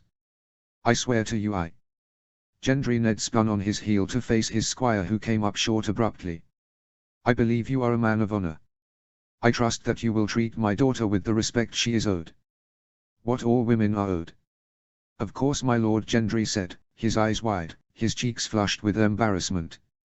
Then we have nothing more to discuss on this matter, Ned said as he resumed his journey. Though I would appreciate it if you would rediscover the power of speech when she's around. It is getting most tiresome. He suspected the boy had gone yet redder. Yes, my lord. Good. They walked in silence for a few moments until they found a small camp that was under guard. A few threadbare tents were lined up with soldiers forming a loose cordon around them. Are you holding these people prisoner? Ned demanded. Yes, my lord, the captain of the guard spluttered. Sir Harold commanded we hold them until you decided what to do with them. They've been fed and watered though. They are not animals, sir. Ned looked over the assembled people. There must have been about 30 small folk crowded into the small area. Who speaks for you? No one, my lord. A woman spoke. We're just a few poor people, anything special. No leaders or any such fancy things. You know me. Your Lord Stark, my lord, the woman said quietly, as if regretting she had spoken. She pulled a young child closer into her bosom. All around her people refused to meet his gaze, they kept their own eyes locked firmly on the ground. Indeed. I am Lord Stark. Is this all of you who sought shelter in the castle? We meant no harm, my lord. The woman pleaded, hugging the child tighter into her chest. Honest. Only the nights are getting colder and there is naught to eat. Peace. Ned said, raising his hand, none of you will be punished. You have my word on it. In fact, I have an offer for you all. Some of the small folk looked up in curiosity, though Ned could see they looked suspicious of his words. He took a breath. As you can see, this castle and the town have seen better days. I mean to rebuild Winterfell and restore it to its past glory. I will need help to do that. Men to rebuild what has been destroyed and women and children to give the place life once again. I would offer you the chance to stay here and help me accomplish that. As slaves. A man muttered angrily. No. Ned said sternly, you will be citizens of Winterfell and be under my protection. However, should you wish to leave, you are free to do so. You are not my prisoners. The small folk began to talk amongst themselves. Ned gave them a moment before he turned to the guard captain. Release them immediately. Those that wish to remain are to report to the Maester in the morning. And the rest, my lord? The man asked. They can go anywhere they wish. Ned confirmed, unharmed and without being harassed. He locked eyes to ensure the man was in no doubt he meant what he said. The soldiers are to begin work in the rookery immediately, Ned said to Gendry as they walked back to the encampment. Not your solar, my lord? Gendry asked, surprised. What do I need that for at the moment? Ned observed as he moved, I am quite content to sleep in a tent the same as every one of my men. However, communication with our allies in the north and our forces in the south is absolutely vital. Yes, my lord, Gendry responded, I will ensure your orders are carried out. Good lad, off you go. Ned watched the youth rush off. A good lad, well-meaning and hard-working. Much like his father at the same age. A frown crossed his face. No, that's not true, Robert meant well, but work was too much like effort for him. Sighing, Ned was about to turn to resume his walk when he heard a sound. He paused, a hand drifting to his sword hilt when he suddenly smiled. His hand fell away from his sword. "I know you're there, Howland." The Cranogman emerged from the shadow of a burnt-out building. He materialized on the street as if from the darkness itself. "You're getting better at detecting me, Ned. Either that or you let yourself be heard." The Cranogman shrugged. "Maybe I'm just getting old. Happens to the best of us, you know." "Nonsense, Howland. The day you get old is the day the wall itself falls." "Be careful what you wish for, Ned," Howland said as he stepped in beside him. "It seems that we live in an age for the unexpected." Ned nodded. "The dragons, you mean?" "What else?" Howland mused as he walked. "Targaryens returned to Westeros, with an army at their backs and 3 dragons to boot. Did you ever think you'd see such a day?" "No," Ned admitted slowly. "In fact, I once told Robert that the girl was no threat at all. He wanted to have her assassinated. I stood before him in the small council chamber and urged him not to kill her." "Damn right too," Howland muttered. "She's just a girl. A girl that might bring devastation to the 7 kingdoms." Ned pointed out quietly. "That's on her," Reed sniffed. "What's on you is how you act. What you do. Subtle as ever, my friend." "Are you concerned about something, Howland?" The Cranogman snorted. "I'm concerned about everything. But of particular note is this new plan you've concocted." "You think we've going too fast?" Ned asked, anxious to hear what his old friend thought. "Not so much that," Howland said, "only that you're deliberately weakening your center."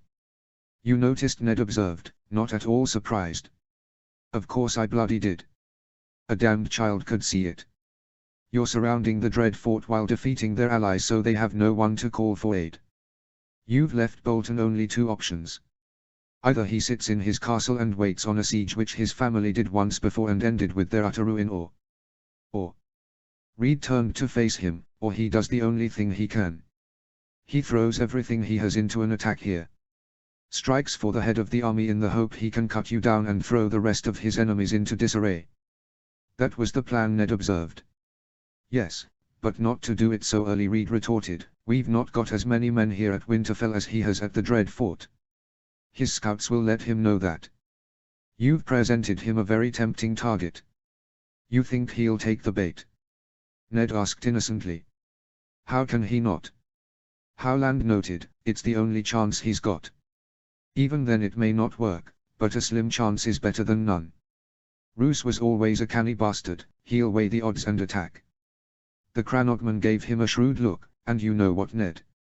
I'm not convinced you don't want a showdown with Roose Bolton." Ned looked at him. He felt his face tighten in restrained anger. "He broke his oath, my friend. He betrayed the North and tried to kill my wife and son. He tried to murder my unborn grandchild. Even if it takes me the rest of my days, I will see Roose Bolton and his son dead and his house destroyed." He looked towards Winterfell and felt no regret at his words. "Roose Bolton is already dead, Howland. The only matter to be determined is where he wants to be buried." They walked in silence down the narrow streets. Howland abruptly shot a glance at Ned. "Of course you know that the Targaryens' return is important for others reasons, Ned." "As if I didn't know." "I am aware." His tone was clipped. "You've had almost 20 years to tell the truth," Ned Howland reminded him. "Seems like you're out of time." Ned could think of nothing to say. They continued their progress. "You will tell him?" Howland urged. "Of course I will," Ned blurted. "I was going to do so anyway, even before I heard of their return. I am just a little busy at the moment." "Understood," Howland agreed. "However, don't wait too long. It will likely take him some time to absorb the news. Time your boy, Robb, may not have." Chapter 62, Brian 3. Chapter text. Birdsong echoed through the wooden grounds. The sounds, along with the sunlight streaming through the gaps in the branches, added to the serene surroundings and created a peaceful atmosphere over the entire area. "You're not fond of me, are you?" The words came like a lightning strike in a storm.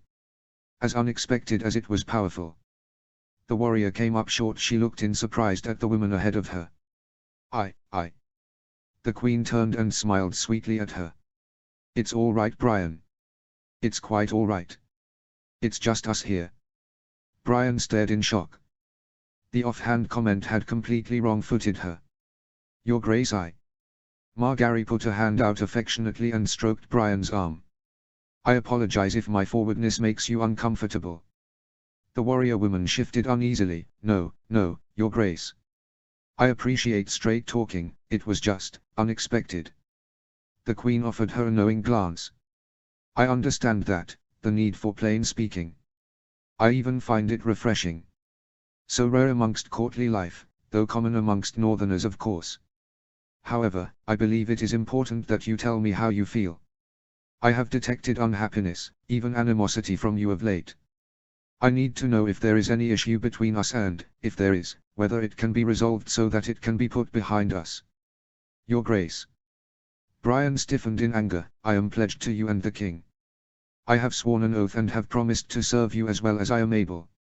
I do not doubt it, Margaery assured her. The King and I owe you our lives. The Queen's hand drifted to her swollen belly. You saved my child.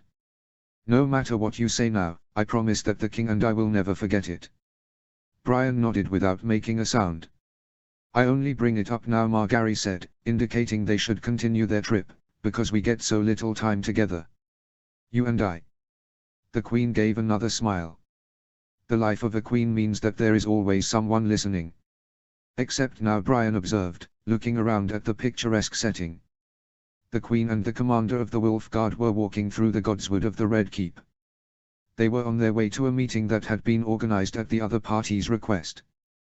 Brian had not been happy when Margaery had ordered her to provide an escort to this meeting.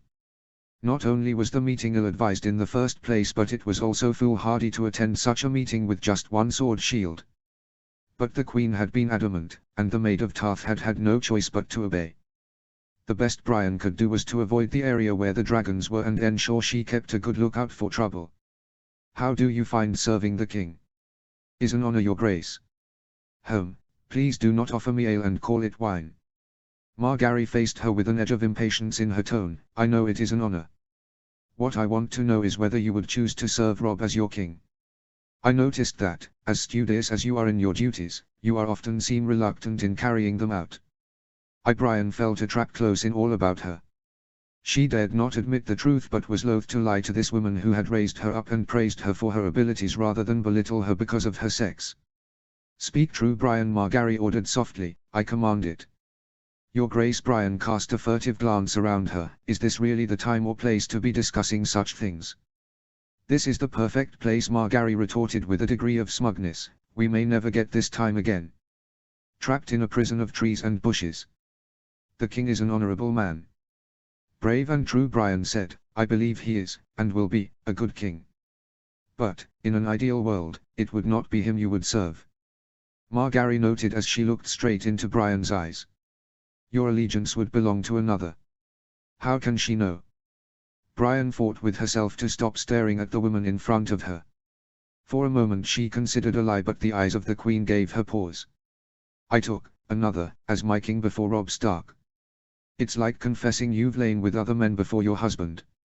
Margaery nodded. You mean Renly Baratheon? Brian eyed widened. Gods be good. Well, that is to say that. It's all right, Brian, the smaller woman said with another reassuring pat of the arm. As I said, it is between you and I. You have nothing to fear from the truth. I was fond of Renly as well. Fond. The words exploded from Brian's lips before she could prevent it. He was your betrothed. For a single night. The Queen replied flatly. A moment passed before she sighed deeply. I know not what may have happened had Renly become king, but because your family withdrew its support and arrested him. Brian cried hotly. She knew this was unwise, knew it jeopardized everything she had, but she would not allow lies to be told about one of the best men she had ever had the honor of meeting. He would have been the finest king that ever lived had your father just remained loyal. Oh, Brian, Margaery said sadly, signaling that they should take a seat at the side of the path. It was a well-crafted bench set into an alcove where one would not be observed from the path. Brian waited for the Queen to gently lower herself onto the chair's surface and watched her groan with relief as the bench support took her weight. That's better, Margaery muttered with a sigh. She took a moment before she motioned that Brian should sit next to her. The gently tapping of the wood was too much for Brian to ignore. Reluctantly, shamed by her recent outburst, Brian took a seat next to the Queen. "Now Brian," the Queen said as she twisted to look at the warrior. "I won't defend my father, he should never have declared for Renly in the first place. It was foolish decision. Compounded by then arresting him and shutting him in a cell." Brian fidgeted. "Your Grace, how could it have been foolish? Renly was a good man." "He was," Margaery agreed with a nod of her head, "and he may well have been a brilliant king. Unfortunately, it was not to be. Because his brother had him murdered." Brian hissed angrily, pure venom shining in her eyes. "Perhaps," Margaery said slowly, "though there is no proof. Even you are unable to tell us how Stannis was able to murder his own brother and escape undetected. I could believe that he had some catspaw organize the death, but this story of a shadow. It is more than a story." Brian almost shouted, "It happened. I was there. I saw it all. He must have used magic or... "I believe you," Margaery said gently, "I have no reason to doubt your word and you have no reason to lie." She chuckled, "If you were going to murder Renly, then I doubt you would have done it and left yourself the only viable suspect to the crime. You're smarter than that." Brian wasn't sure if she was being praised or insulted. "I would never have harmed Renly." The Queen looked at her shrewdly. "I know. You loved him, didn't you?" Brian felt her mouth go dry. She covered one hand with the other lest the Queen see her limbs shaking. "Your Grace." She gasped, trying to form words. "It's all right," Margaery said again, putting a hand on the other woman's arm. "He was a good man, handsome and learned. Besides which, he was kind, not exactly something you commonly find amongst the High Lords, I fear." "He was kind," Brian replied quietly. She felt tears well in her eyes. "I owed him a debt." She sighed heavily, "one I can never repay." The Queen nodded as she followed Brian's gaze off over the path and into the trees. "I didn't really know the man," she said softly, "but he seemed decent." "He was," Brian stated vehemently. "Quite." Margaery let forth another sigh, "and I suppose I might have been happy being married to him but for one thing." Brian felt her blood run cold. "What was that, Your Grace?" The Queen tilted her head towards Brian. "You knew, of course, of his predilection." She felt hot, uncomfortable. She straightened on the bench. "I don't concern myself with idle gossip."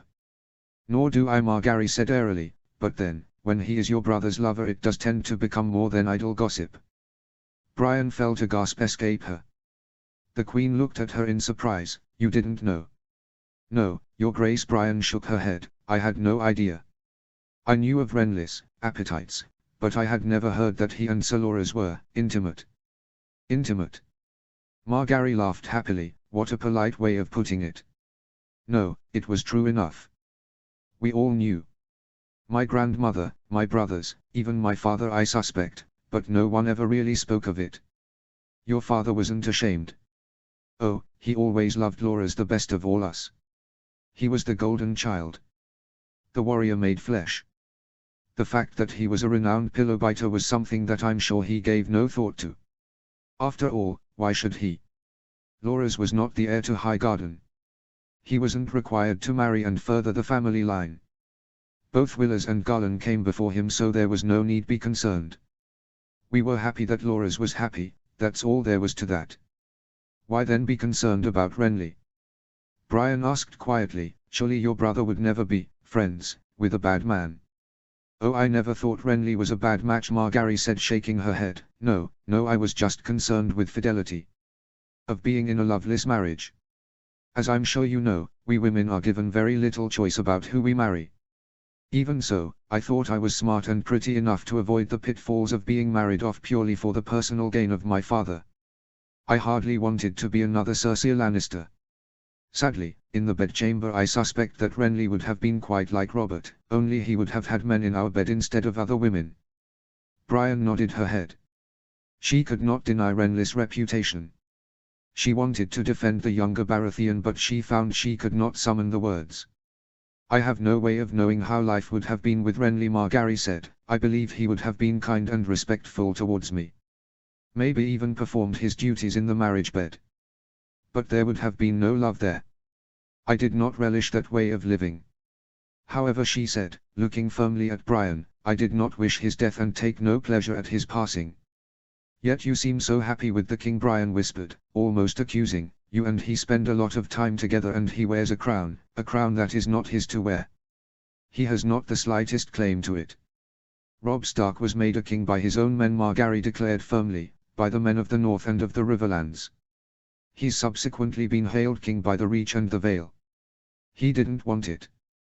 Between you and I, Robb would rather give it all up and go home. But, it is his duty to carry on with the role the fates have given him. He's a Stark, Brian, it's a duty he won't shirk from. How convenient, Brian spat mournfully, her face hard. For both of you. I suspect if you asked, Robb would say it's highly inconvenient, Margaery said, her mouth tightening. I love Robb Stark, I will never apologize for that. But I understand your pain. The Queen looked off into the woods. But Renly is dead, Brian, nothing we do or say can bring him back. Tears came unbidden from Brian's eyes. She failed to suppress a sob. He would have been a good king, she said solemnly. And Robb Stark is not. Brian wiped her face with the back of her hand. I didn't say that. No, you didn't. Margaery put a comforting hand on Brian's shoulder. You know, deep down, that Robb is just and honorable. A worthy replacement for Renly. He isn't obsessed with blood rights and what is owed him. He cares for his people and in doing right for the realm. He wants justice, for all, not just the rich and highborn. I have never said he was a bad king. Brian argued, I would never have pledged my service to someone who was. I know, Margaery's tone softened, but your heart isn't in this. It is not for me to tell you how to feel, but I would encourage you to let go of Renly and embrace Robb as king. It is hard to do so, Brian admitted, though I will always do my duty. No one would think otherwise, Margaery assured her. Robb speaks very highly of you. He confirmed your knighthood and posting as commander of the Wolf Guard without a second's hesitation. Despite herself, Brian's chest swelled with pride. I do not ask you to forget Renly, Margaery promised, only to allow for the possibility that, in pledging yourself to Robb, that you are honoring the values and principles that Renly espoused. Brian nodded silently, the heavy weight that seemed to have settled over her heart of late seemed to lighten slightly. I will try, your grace. Margaery smiled sweetly, that's all I can ask. Now she slowly got herself to her feet. That's that done with. I believe we're almost there, Margaery stated, looking down the path. That clearing there should be our destination. Together they walked the short distance down the path. Brian realized that, as they moved, her back was a little straightener, her bearing a bit more purposeful. She had not regretted pledging her service to King Robb and his queen, but, if she was honest, she had not enjoyed her role. She had seen it mainly as a duty to be done rather than the honor it was. Essentially, she had achieved all she had ever wanted. She had been acknowledged as a knight in the service of a good king. Why then had she felt so unhappy? It had taken a lot of introspection to realize that she had not got over Renly Baratheon's death, that serving Robb was in some way betraying her former master's memory. It had begun to weigh her down. It was the same with Loras Tyrell. Brian now realized, the young knight had been surly and uncooperative since the day he met Robb Stark. Brian knew his attitude was a direct result of Robb taking Renly's place on the throne. He never got over the death of his lover. The thought saddened Brian. Somehow the Queen had seen her unhappiness, the same that had afflicted her own brother, and had taken action. As she glanced to the side, Brian realized that it would be a bad mistake to ever underestimate Margaery Tyrell. Her words were wise, I can remember and honor Renly while still serve another. There doesn't have to be a contradiction. They walked on in silence, following the path until it widened into a clearing, the stone walkway giving way to a circular paved pattern that covered the area from tree to tree. There was a clear pool of water in the center of the paving with a fountain, shaped into the form of a pretty maid. Water cascaded from her mouth and landed squarely in the middle of the clear blue pool. Evidently, the multiple kings and queens who have occupied the Red Keep have tried to bring culture to the Godswood, or, at least, this section of it. The clearing was very much akin to the gardens of the Red Keep. It was silent and peaceful. I hope you enjoy the surroundings, my lady.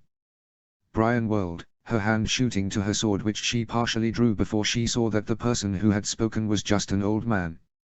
A withered stick figure who didn't look to be able to withstand a strong breeze, much less an attack from a trained warrior. That being said, Brian knew that appearances could be deceptive. It is indeed a beautiful, tranquil place. Margaery agreed with a bright smile, a welcome respite from the noise and smell of the city outside the Red Keep's walls. The man did not return the smile. But it is there that the gods are most present. By being among the small folk we come closer to their creation and, as such, their good graces. Is not the natural beauty of the world the creation of the gods as well? The queen asked playfully. She cast an eye over the garden. Is not everything we see, hear, smell, touch and taste a small measure of their gift to us? My lady has read the seven-pointed star. The man who was the High Septon acknowledged with a small nod. It is so rare to see one who appreciates the words of the gods.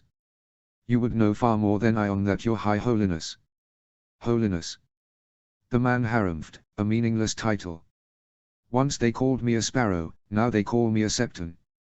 It is all the same to the gods. As you say, Margaery conceded gracefully, not missing a step. I defer to your knowledge, of course. It is good that you say so, the High Septon said with a small nod of satisfaction. He joined the queen by the pool. It is becoming that a man, especially one that professes to rule, should be humble. Would that others in your position were so willing to confine their actions to their proper sphere. Of who do you speak, your holiness? Margaery asked with a measure of innocence. The old man looked wryly at her. Why, I refer to your new friends. The Targaryen siblings you would call your allies. Brian saw that the High Septon had not come alone. Behind him, in the shadow of the glade, stood several doe men. Each wore a simple black sackcloth and, from the shape of their simple robes, had cudgels under their clothing. What was most striking, however, was that all of the men that Brian could see had shaved heads and tattoos engraved into their foreheads. Even at this distance, Brian knew that the tattoo was shaped like the seven-pointed star. Frowning, she watched as the queen and the Septon began a walk around the pool. Brian moved behind her charge, keeping a discreet distance but close enough to be of assistance should the need arise. The High Septon's minders followed suit, and soon they were locked in a dangerous shadow game as they moved away from the clearing and walked one of the many paths of the Godswoods. I should congratulate you on your selection to the position of High Septon, Margaery was saying as she walked serenely beside the old man. I'm told that it was not a foregone conclusion. The man did not acknowledge the praise the queen's words implied. I was surprised as everyone else when I was called upon to assume this burden. I'd have thought that one of your calling would have relished being able to serve such a flock. Margaery sounded surprised.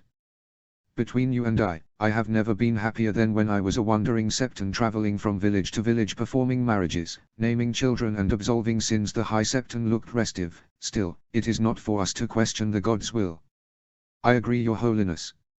Margaery said, we are all mere servants to their will.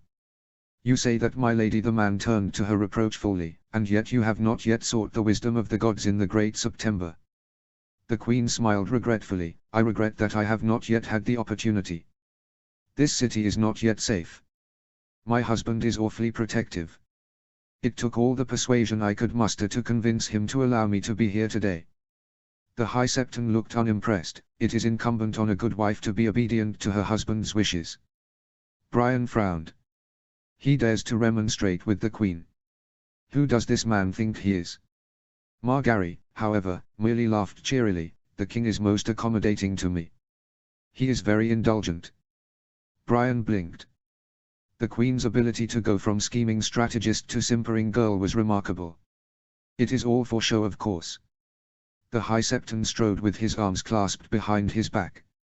His simple garment flapped around his legs as he moved. To Brian's astonishment, she realized that the High Septon was not even wearing any shoes. He walked barefoot among the stones and tree roots, not showing the slightest signs of discomfort. I must confess I am surprised you wanted to meet me here, Margaery said, filling the momentary silence. I would not have thought that the Godswood would be a comfortable place for a man of the faith. It is just a wood, the old man said plainly. It is the same as any wooded area across the realm. Even if it is sacred to those that follow the old gods. Margaery asked. Superstitious nonsense, the man replied sternly. You might as well ask, do I fear water because of the drowned god? Or fire because of the so-called Lord of Light? There is only one true path. We hold ourselves up as enlightened creatures, and yet we have not moved beyond the ridiculous notion of worshipping trees and the sea. He dares to insult the king to my face. Brian looked to the queen for instruction, but Margaery Tyrell looked unconcerned. They continued their walk in silence for a few moments. I see that my lady has followed the god's instruction to be bountiful. The High Septon tilted his head to the side to indicate Margaery's heavily pregnant stomach. The gods have indeed blessed my union with the king. Margaery relied, rubbing a hand across her belly. My husband and I are most fortunate. Indeed, the High Septon agreed as he continued their walk. A child is a gift. Even more so when it is the heir to his father's lands. Margaery noted. You refer to the north, of course, the High Septon said idly. Not at all, the queen replied, equally casually. I refer to my husband's crown and his lands across the 7 kingdoms. The faith has not acknowledged that claim. The High Septon stopped and looked sharply at the queen. It is not a claim, Margaery replied coolly, it is a fact. My husband has taken the crown of winter for his own. An action supported by the North, Riverlands, the Vale and the Reach. Even the Targaryen forces have accepted it. Grudgingly. The talk of the camp is that this alliance could break into open warfare at any moment. The faith does not acknowledge the Targaryen claim to the throne either. The High Septon pointed out. That is not our concern, Margaery stated gently. I only care for the regions under my husband's control. And yet you purport to be a child of faith, the man said, looking at the queen intently. You were named and raised in the light of the 7. I was, Margaery confirmed. Then surely, my lady, you can see that it is incumbent upon you to follow the faith as a dutiful servant of the gods. The man observed her shrewdly. I am told that you married in a September despite your husband not being a follower of the 7. Robb was very accommodating, your holiness, Margaery said, demurely lowering her eyes. We married in the September of Riverrun, as did his father and mother who, like us, were of different faiths. It is a great pity that your husband does not follow his mother's path, the High Septon declared. The queen inclined her head. The Northerners are a stubborn people, your holiness. They cling to their faith and traditions as a glutton does to his lunch. However, there is a great nobility in their customs. Robb is determined that his subjects may follow any faith they so choose without hurt or hindrance. That is not sufficient, the High Septon stated harshly. There is only one true faith. The rest is nothing but heresy. For the briefest of moment Brian could see the fire in the old man's eyes. The passion and zealotry burning bright. This one is a fanatic, only full acquiesce to his beliefs will serve. The moment passed. The High Septon calmed himself and then smiled thinly. I have heard that your good father once built a September for his wife at Winterfell to ease her transition to the north. I believe Lord Eddard did that because he loved his wife, Margaery said cautiously. It pleased her to be able to practice her faith and her husband was happy to accommodate her. Whatever had just been said pleased the High Septon enormously. And, like Lady Catelyn, you remain a devout follower of the 7. I am, your holiness, Margaery promised, with all my heart. Then I have a task for you, Margaery of House Tyrell. The man's tone had become formal, commanding. I will do what I can to serve your holiness, Margaery said softly. Caution seemed to have gripped the young queen. How indulgent would you believe your lord husband is? The High Septon suddenly asked sharply. Why, as indulgent as any man with a young wife, Margaery answered with a smile. If she looked surprised by the sudden shift in subject she didn't show it. I believe he would work to do whatever I ask of him, her mouth twisted, providing he believed in it. Would he renounce the old gods and pledge his support to the service and defense of the faith? For the first time since Brian had met her the queen seemed at a loss for words. She searched the High Septon's face queryingly. Off to one side, Brian could hear the wraiths guarding the holy man stirring. She stood a bit closer to her charge to safeguard in case of trouble. As I say, my husband is committed to the ideal of religious harmony, the queen said cautiously. His subjects will be free to worship as they see fit. And as I say, that is not enough to pacify the gods. The old man paused before speaking gently. Let us be clear, my lady, your rule has power but not legitimacy. There are many of the small folk who would see Robb Stark as another usurper should he try and take the Iron Throne. My husband has no such designs, Margaery declared. As I'm sure your High Holiness is aware, we intend to ally with Aegon and Daenerys Targaryen. An alliance sealed with the agreement to betroth our children to one another. That will be the end of the conflict that has caused such destruction across the realm. There has been destruction indeed, the High Septon said eerily, and if you attempt to put one with Targaryen blood on the Iron Throne there will be yet more. Margaery stopped in her tracks. Are you threatening us, your holiness? The High Septon turned on the spot to regard the Queen with a calm detachment. The original Targaryen rulers were crowned by the faith. They were accepted despite their foreign ways, and the faith's kindness was horribly abused. The Targaryens led this kingdom to ruin. The Dance of the Dragons, the Black Fur Rebellion, King Robert's Rebellion. Their list of follies is long indeed. As is the list of crimes and sin committed in their name. Those Targaryens are gone. Margaery pointed out. They were, the old man said, glaring angrily, but now they have returned, and while they sit here playing at kings and queens the realm suffers. It is my ardent wish to stop such suffering. The king and I are doing all we can. Margaery claimed defensively, food convoys have been established and we are doing much to repair the damage of the war. Quite, the man's eyes became more gentle, and your efforts have not gone unnoticed. If you and your husband were to try and claim the throne on your own, you would not find the faith unamenable. Provided you accept the faith as true believers. I was under the impression that you supported the Lannister cause, Margaery replied, eyeing the old man shrewdly. You hailed Joffrey and then Tommen King even though they were deposed. The Lannister claim is in doubt owing to the question of legitimacy surround Cersei Lannister's children. You refer to the rumor that they are Jaime Lannister's children. The Septon physically shook in disgust. Brother being intimate with sister. Only foreign, godless creatures would endorse such abhorrent acts. But, yes, there is doubt of their paternity, which is why we have asked for Cersei Lannister to be examined on these matters. I see. Margaery said doubtfully. But then even if they are found to be illegitimate, then surely the crown passes to Stannis as Robert's younger brother. The man recoiled as if struck. Stannis Baratheon has turned to worshipping demons. His is in the thrall of a foreign witch who would see the realm burn in sacrifice to her red god. His eyes flashed. Stannis Baratheon will never sit the Iron Throne. My offer to you is simple, your grace, the High Septon intoned. If you and your husband accept the faith as the true religion of the Seven Kingdoms, the faith will stand behind you and assist in any efforts to remove the Dragon Lords from King's Landing. The only condition, beside your faith, is that you swear off any talk of an alliance with the Targaryens. Margaery paused, thinking the matter over. Behind her Brian heard the High Septon servants moving forwards. A quick glance told her that they had removed the cudgels from under their robes and were holding them loosely in their hands. Now that they were closer, she saw that the men were strongly muscled and determined.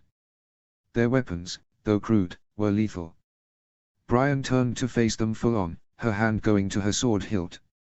She glared at the fanatics. It would not be easy to take them all on. But I will not cower before these madmen. Margaery's voice uttered forth, quiet yet firm. You have made a compelling offer, your grace. I shall need to talk it through with my husband. I shall be guided by him in this matter. The High Septon looked at the Queen for a long moment. Then, after the briefest of nods, he bowed his head. Of course, I leave you to discuss it with him. With that, the old man turned away and resumed his walk down an opposing path of the wood. After a moment the guards went scurrying after their master, though not without sending warning glances at both Brian and Margaery. As they retreated into the distance, Margaery let out a breath. Well, that was most stimulating. Brian, still with a watchful eye on the departing group, was surprised. That wouldn't have been my first choice of words, your grace. Perhaps not, but it's an ill day when you don't learn something new. The Queen looked about her. I hate to ask this, Brian, but, with my focus elsewhere, I have become terribly lost. Do you know the way back to the keep? Brian craned her neck. It's that way, your grace. She indicated a trail that led to the west. Then we must hurry, Margaery said as she waddled gracefully down the track. The time of the trial must be fast approaching. With one last look down the path after the departing Septon, Brian quickly followed the Queen. Within moments her long legs had made up the distance. She looked down at the other woman. That was a terrible risk, your grace. Really? You think so? Gods help me. The king gets so close to dragons he could tickle them, and the queen spends time consorting with religious fanatics who'd rather kill her than look at her. They certainly seemed dangerous, Your Grace, Brian offered. Oh, quite right. Margaery agreed breezily. The faith have certainly become more radical in the last few months. Make for an intimidating bunch, don't they? The past a grove where servants were leading cattle deeper into the woods. Probably to feed the dragons. No, danger aside, I was most curious by the conversation itself. Brian felt her heart sink. She had hoped that Robb Stark and Margaery Tyrell were more than just politicians, but, she suspected, now that they had the potential for allies inside King's Landing, it would be tempting to call off the alliance and resume the fighting. They have given their word to the Targaryens. Would they betray them so easily? What do you think the king will say? Brian asked softly, fearing the answer. Oh, he'll refuse, of course. Margaery said with certainty. If it wasn't for the fact that I promised to tell him about the meeting, I wouldn't bother mention it at all. Robb will never agree to the High Septon's terms. Really? The Queen gave her a knowing look. Come now, Brian, do you really suppose that Robb Stark will betray his word? No, Your Grace. Brian said instantly. Margaery smiled as if detecting the falsehood. Even if he were, I suspect the High Septon, or Sparrow, or whatever he's calling himself today, will not only want our faith but the active persecution of others who do not share it. That is something the king will never countenance. Ever. Then why didn't you just tell him that? Brian asked, confused. Well now, it makes no sense to go at the bear. Margaery smiled. Not until you've got it trapped. Brian felt lost. Do we have him trapped, Your Grace? Not yet, the Queen replied, but I'm working on it. What's interesting was that High Septon was so willing and eager to declare his opposition to Aegon and Daenerys, and also the fact that he's safe enough to also show members of the newly reinstituted Faith Militant. Faith Militant. Something stirred deep within Brian's memory, of a Maestus lesson long ago. Indeed, Margaery replied, the military arm of the Faith. I suspect the group we saw today were members of the Poor Fellows or the Sparrows.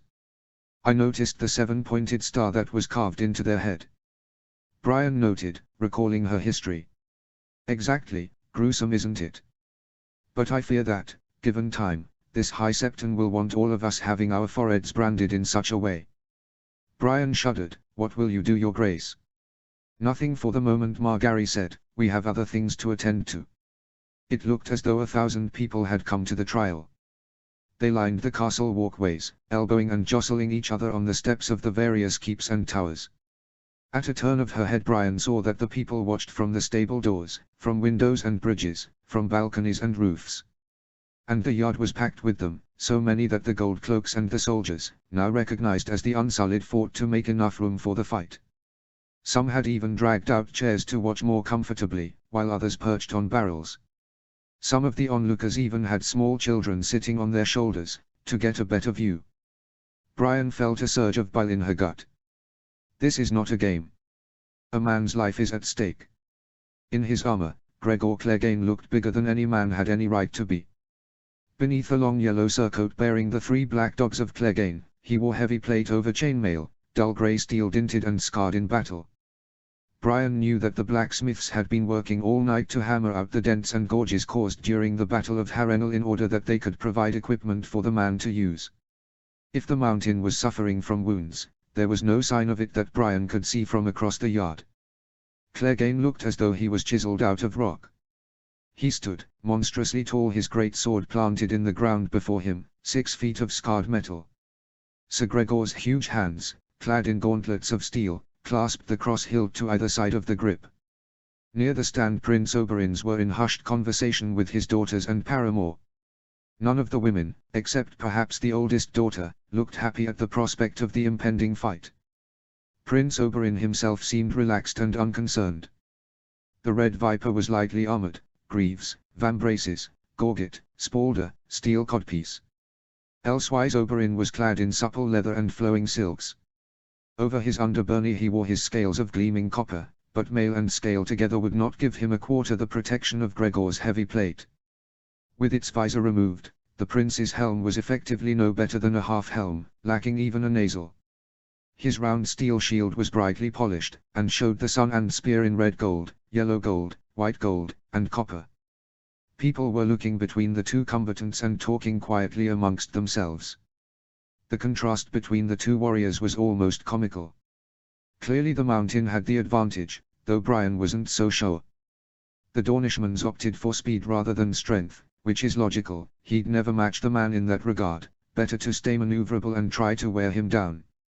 Brian and Margary made their way through one side of the crowd until they were at the royal enclosure. A platform had been erected beside the Tower of the Hand, halfway between the two combatants. That was where Aegon sat with his betrothed Daenerys. Beside them were another two chairs, one of them occupied by Robb Stark. The other chair was empty. As they approached, Robb got to his feet and helped his wife to sit down. He whispered to her urgently. In response the Queen smiled, said a few words and then kissed his cheek. Brian bowed to the king and took her place behind the royal couple. To one side was Garland Tyrell, his face a mask of thunder along with Daisy Mormont and the Hound who was watching his brother with contempt. Beside Aegon stood Jon Connington along with a seated Doran Martell whose wheelchair had been positioned on the platform in advance of the fight. The Dornishman sat looking straight at the mountain, his face hard, his expression unreadable. At a signal from Aegon a dozen trumpeters blew a fanfare to quiet the crowd. The High Septon strode forward from his place among the faith's followers and prayed that the Father above would help them in this judgment, and that the warrior would lend his strength to the arm of the man whose cause was just. The man known only as Grey Worm then approached, bringing Clegane his shield, a massive thing of heavy oak rimmed in black iron. It was, by far, the biggest shield Brian had ever seen. Clearly the Targaryens have spared no expense in making sure that the contest is fair and that Clegane has every chance to triumph. There were 50 yards between them. Prince Oberyn advanced quickly, Sir Gregor more ominously. The crowd hushed as the warriors closed, expectation was palpable in the air. When the two men were 10 yards apart, the Red Viper stopped and called out, "Have they told you who I am?" Sir Gregor did not halt his advance. "Some dead man," he grunted through his deep breaths. He came on, inexorable. The Dornishman slid sideways. "I am Oberyn Martell, a Prince of Dorne," he said, as the mountain turned to keep him in sight. "Princess Elia was my sister." Any hint that Oberyn's opponent recognized the name was obscured by the mountain's heavy armor. "Who?" was the only response. Oberyn's long spear jabbed, quick as a flash, but Sir Gregor took the point on his shield, shoved it aside, and bowled back at the prince, his great sword flashing. The Dornishman spun away untouched. The spear darted forward once more like the forked tongue of a serpent. Clegane slashed at it, Martell snapped it back, then thrust again. Metal screamed on metal as the spearhead slid off the mountain's chest, slicing through the surcoat and leaving a long bright scratch on the steel beneath. "Elia Martell, Princess of Dorne," the Red Viper hissed. "You raped her. You murdered her. You killed her child." Sir Gregor grunted. He drew back and then threw himself into a ponderous charge to hack at the Dornishman's head. Prince Oberyn avoided him easily. "You raped her. You murdered her. You killed her child." The mountain's frustration was obvious. "Did you come to talk or to fight?" "I came to hear you confess." The Red Viper landed a quick thrust on the mountain's belly, to no effect. Gregor cut at him, and missed. The long spear lanced in above his sword. Like a spear of lightning it struck in and out, feinting low and landing high, jabbing at groin, shield, eyes. The mountain makes for a big target, at the least, Brian thought. Prince Oberyn can scarcely miss. The mountain had been hit multiple times, but it was clear that none of the blows was penetrating his heavy plate. The Dornishman kept circling, jabbing, and then darting back again, forcing the bigger man to turn and turn again. Clegane is losing sight of him. He is being run ragged by his opponent's speed and agility. The mountain's helm had a narrow eye slit, severely limiting his vision. Oberyn made good use the advantage. He kept back, out of range, letting the length of his spear, and his quickness take its toll on the bigger man. No matter how close Clegane got, Oberyn was always one step ahead, and for every move he made, ever leap or duck, there seemed to be a strike sent against the other man. It went on that way for what seemed a long time. Back and forth they moved across the yard, and round in spirals, Sir Gregor slashing at the air while Oberyn's spear struck at arm and leg, twice at his temple. Gregor's big wooden shield took its share of hits as well, until the wood started to chip and splinter. Clegane would grunt from time to time, and once Brian heard him mutter a curse, but otherwise he fought in a sullen silence. Not Oberyn Martell. You raped her, he called, fainting. You murdered her, he said, dodging a looping cut from Gregor's greatsword. You killed her daughter, he shouted, slamming the spear point into the giant's throat, only to have it glance off the thick steel gorget with a screech. Can he beat him? Margaery whispered. Garland leaned down to answer his sister. Clegane's armor is thick, the prince's strikes are not getting through. It only takes one, Robb pointed out, if the prince can find a weak spot in the armor. He let the thought go unfinished. All around the yard, the throng of spectators was creeping in toward the two combatants, edging forward inch by inch to get a better view. The Targaryen guards tried to keep them back, shoving at the Gorkas forcefully with their big white shields, but there were hundreds of spectators and only a thin line of guards. You raped her. Prince Oberyn parried a savage cut with his spearhead. You murdered her. He sent the spear point at Clegane's eyes, so fast the huge man flinched back. You killed her daughter. The spear flickered sideways and down, scraping against the mountain's breastplate. You raped her. You murdered her. You killed her daughter. The spear was 2 feet longer than Sir Gregor's sword, more than enough to keep him at an awkward distance. He hacked at the shaft whenever Oberyn lunged at him, trying to lop off the spearhead, but to no avail. He might as well have been trying to hack the wings off a fly. You raped her. You murdered her. You killed her child. Gregor suddenly rushed forward, but Oberyn skipped aside and circled round his back, his spear jabbing at the mountain's back. You raped her. You murdered her. You killed her daughter. Be quiet. Sir Gregor seemed to be moving a little slower, and his great sword no longer rose quite so high as it had when the contest began. Shut your bloody mouth. You raped her, the prince said, moving to the right. Enough. Sir Gregor took 2 long strides and brought his sword down at Oberyn's head, but the Dornishman backstepped once more. You murdered her, he said, his spear struck at Clegane's face, the spearhead rebounding off the metal helm with a savage ping. Shut up. Gregor charged headlong, right at the point of the spear, which withdrew quickly and then flashed out to slam into his right breast, then slid aside with a hideous steel shriek. It did damage, but, suddenly, the mountain was close enough to strike, his huge sword flashing in a steel blur. The crowd was screaming as well. Oberyn slipped the first blow and let go of his spear, useless now that Sir Gregor was inside it. The second cut the Dornishman caught on his shield. Metal met metal with an ear-splitting clang, sending the Red Viper reeling. Sir Gregor followed, bellowing in rage. It's like the braying of a wounded beast.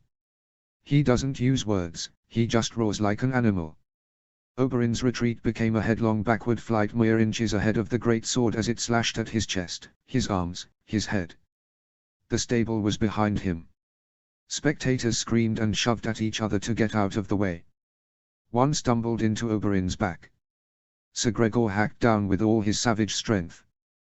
The Red Viper threw himself sideways, rolling. The luckless stable boy behind him was not so quick. As his arm rose to protect his face, Gregor's sword hacked at him. It was only the timely intervention of Barristan Selmy that saved the youth's life. Moving so quickly, Brian could barely register it. The Lord Commander grabbed the boy and pushed him to one side. The mountain staggered as his blade met empty air. He shuffled forward, off balance and yet still searching blindly for his missed target. As he righted himself, Clegane hollered at Sir Barristan, who stood his ground looking brazenly at the mountain, his hand on his sword hilt. But the Red Viper of Dawn was back on his feet. His squire threw another spear from the sidelines. Oberyn caught it with one hand as he moved in on his opponent. Elia, he called at Sir Gregor. You raped her. You murdered her. You killed her daughter. Now say her name. The mountain whirled, Selmy all but forgotten. You talk too much, he grumbled. You make my head hurt. I will hear you say it. Oberyn persisted. She was Elia of Dawn. The mountain snorted contemptuously, and came on, and in that moment, the sun broke through the low clouds that had hidden the sky since dawn. Gregor Clegane moved first to put the sun at his back. He may be nothing but a brute and a disgrace to his knightly vows, but he is not stupid. He has a warrior's instincts. The red viper crouched, squinting, and sent his spear darting forward again. Sir Gregor hacked at it, but the thrust had only been a feint. Off balance, he stumbled forward a step. Prince Oberyn tilted his dinted metal shield. A shaft of sunlight blazed blindingly off polished gold and copper, into the narrow slit of his foe's helm. Clegane lifted his own shield against the glare. Prince Oberyn's spear flashed like lightning and found the gap in the heavy plate, the joint under the arm. The point punched through mail and boiled leather. Gregor gave a choked grunt as the Dornishman twisted his spear and yanked it free. Elia. Say it. Elia. Of Dorne. He was circling, spear poised for another thrust. Say it. Fucking idiots playing with him. The Hound muttered from beside Brian. Sandor Clegane watched the contest through gritted teeth. Knowing how he feels about his brother, I can imagine the Hound would rather be the one fighting the man himself. Margaery's hand now gripped her husband's. Along the line Aegon was leaning forward, his chest rising and falling heavily as he took in the fight. Even Daenerys watched carefully, barely acknowledging Sir Barristan as he returned to the platform. Blood was trickling from the Mountain's armpit. Brian knew he must be bleeding even more heavily inside the breastplate. When he tried to take a step, one knee buckled. He is almost done. Prince Oberyn evidently thought so as well. He had circled behind Clegane. Elia of Dorne, he shouted. Sir Gregor started to turn, but with his energy gone and his body wounded he was too slow and too late. The spearhead went through the back of the knee this time, through the layers of chain and leather between the plates on thigh and calf. The Mountain reeled, swayed, then collapsed face first on the ground. His huge sword went flying from his hand. Slowly, ponderously, he rolled onto his back. The Dornishman flung away his ruined shield, grasped the spear in both hands, and sauntered away. He glanced at his daughters and paramour who were all cheering and clapping. Behind him the Mountain let out a groan, and pushed himself onto an elbow. Oberyn whirled cat quick, and ran at his fallen foe. "Eelol Throtuara," he screamed, as he drove the spear down with the whole weight of his body behind it. The crack of the ashwood shaft snapping was reverberated across the yard as Oberyn struck home and hit the floor heavily. The snake has vaulted over the Mountain. Aegon was clapping vigorously in his chair. His betrothed was smiling. Margaery looked upwards at Garlan and was surprised when her brother did not return her glee. Brian searched the crowd. Amongst the throng only Garlan, Sir Barristan, the Hound, Mormont and Connington looked apprehensive. Robb Stark had taken Margaery's hand in his own. Concern was written all over his face. They know the fight is not over. Not yet. The crowd did not share their view. They were waving and hollering at the Viper. Cheers filled the air. The so-called sand snakes were clapping their sire with wild abandon. Oberyn shot them a brief grin from the dirt before he returned his attention to his prey. 4 feet of broken spear jutted from Clegane's belly as Prince Oberyn rolled, rose, and dusted himself off. He tossed aside the splintered spear and claimed his foe's greatsword. "If you die before you say her name, sir, I will hunt you through all 7 hells," he promised, looking hatefully at the prone man. Sir Gregor tried to rise, the broken spear had gone through him, and was pinning him to the ground. He wrapped both hands about the shaft, grunting, but could not pull it out. Beneath him was a spreading pool of red. Prince Oberyn moved closer. "Say the name." The prince had gone past the point of reason, the fog of vengeance clouded his face. He must have seen this moment so many times in his dreams. He circled the Mountain confidently, stepping in close to snarl at his foe. "Say it." The Viper put a foot on the Mountain's chest and raised the great sword with both hands. "Say it." "Oberyn." A voice called out across the yard, as loud and as effective as a whip crack. The crowd stilled, surprised. The Red Viper paused and looked up in confusion, evidently recognizing the voice. He leveled his gaze at the platform, focusing on one end, where the sound had come from. Brian leaned forward and twisted to look in the same direction, allowing her eyes to come to rest on where Prince Doran sat. "No, to where Prince Doran stood. The ruler of Dawn was standing at the edge of the platform, his ornate robes hanging from his thin frame as he looked intently towards the yard. The prince swayed slightly, but he kept his feet fixed on the task at hand. For the briefest of moments brother took in brother. An unspoken communication passed between them, and then Oberyn, the spell broken, seemed to nod in understanding. He looked down, raised the sword. Clegane's hand shot up and grabbed at the Dornishman's knee. The red viper leaped back out of range and brought down the great sword in a determined slash.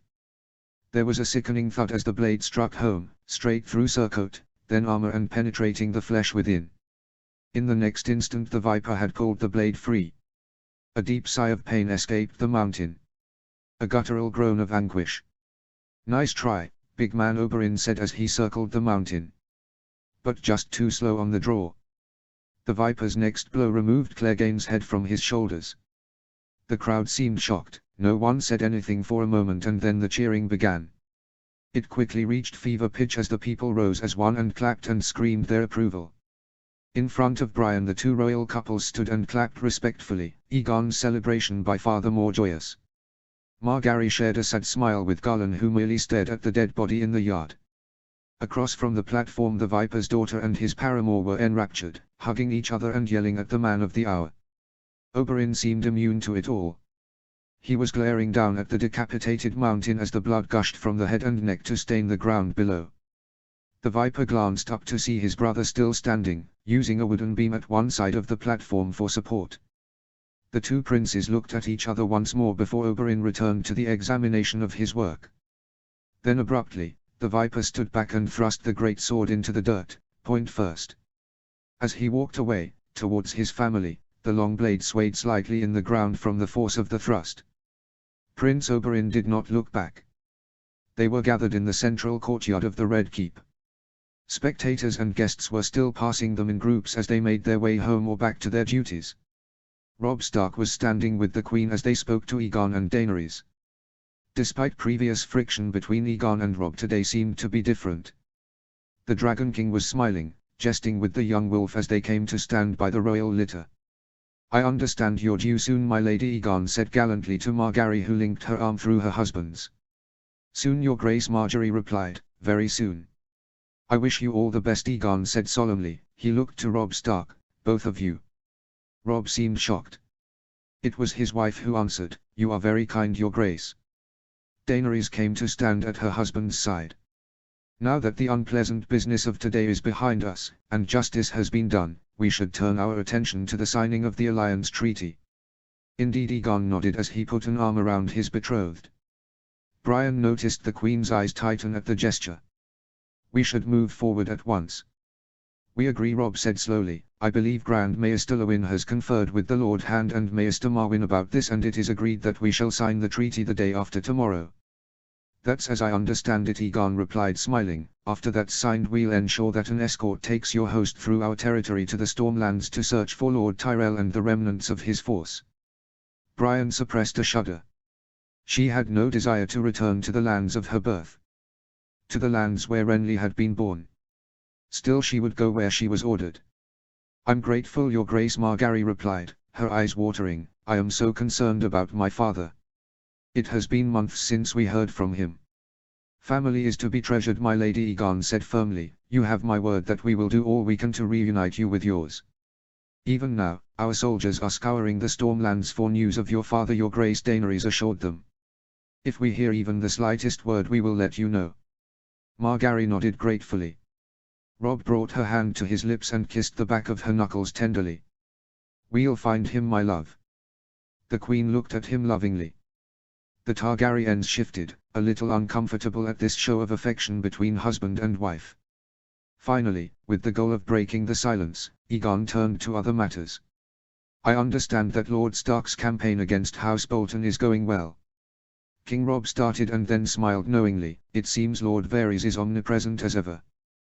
"But of course," Daenerys replied with a small smile, "he tells us that, with Moat Cailin breached, his little birds are singing as much as they were before." "How fortunate," Robb said with a slight frown.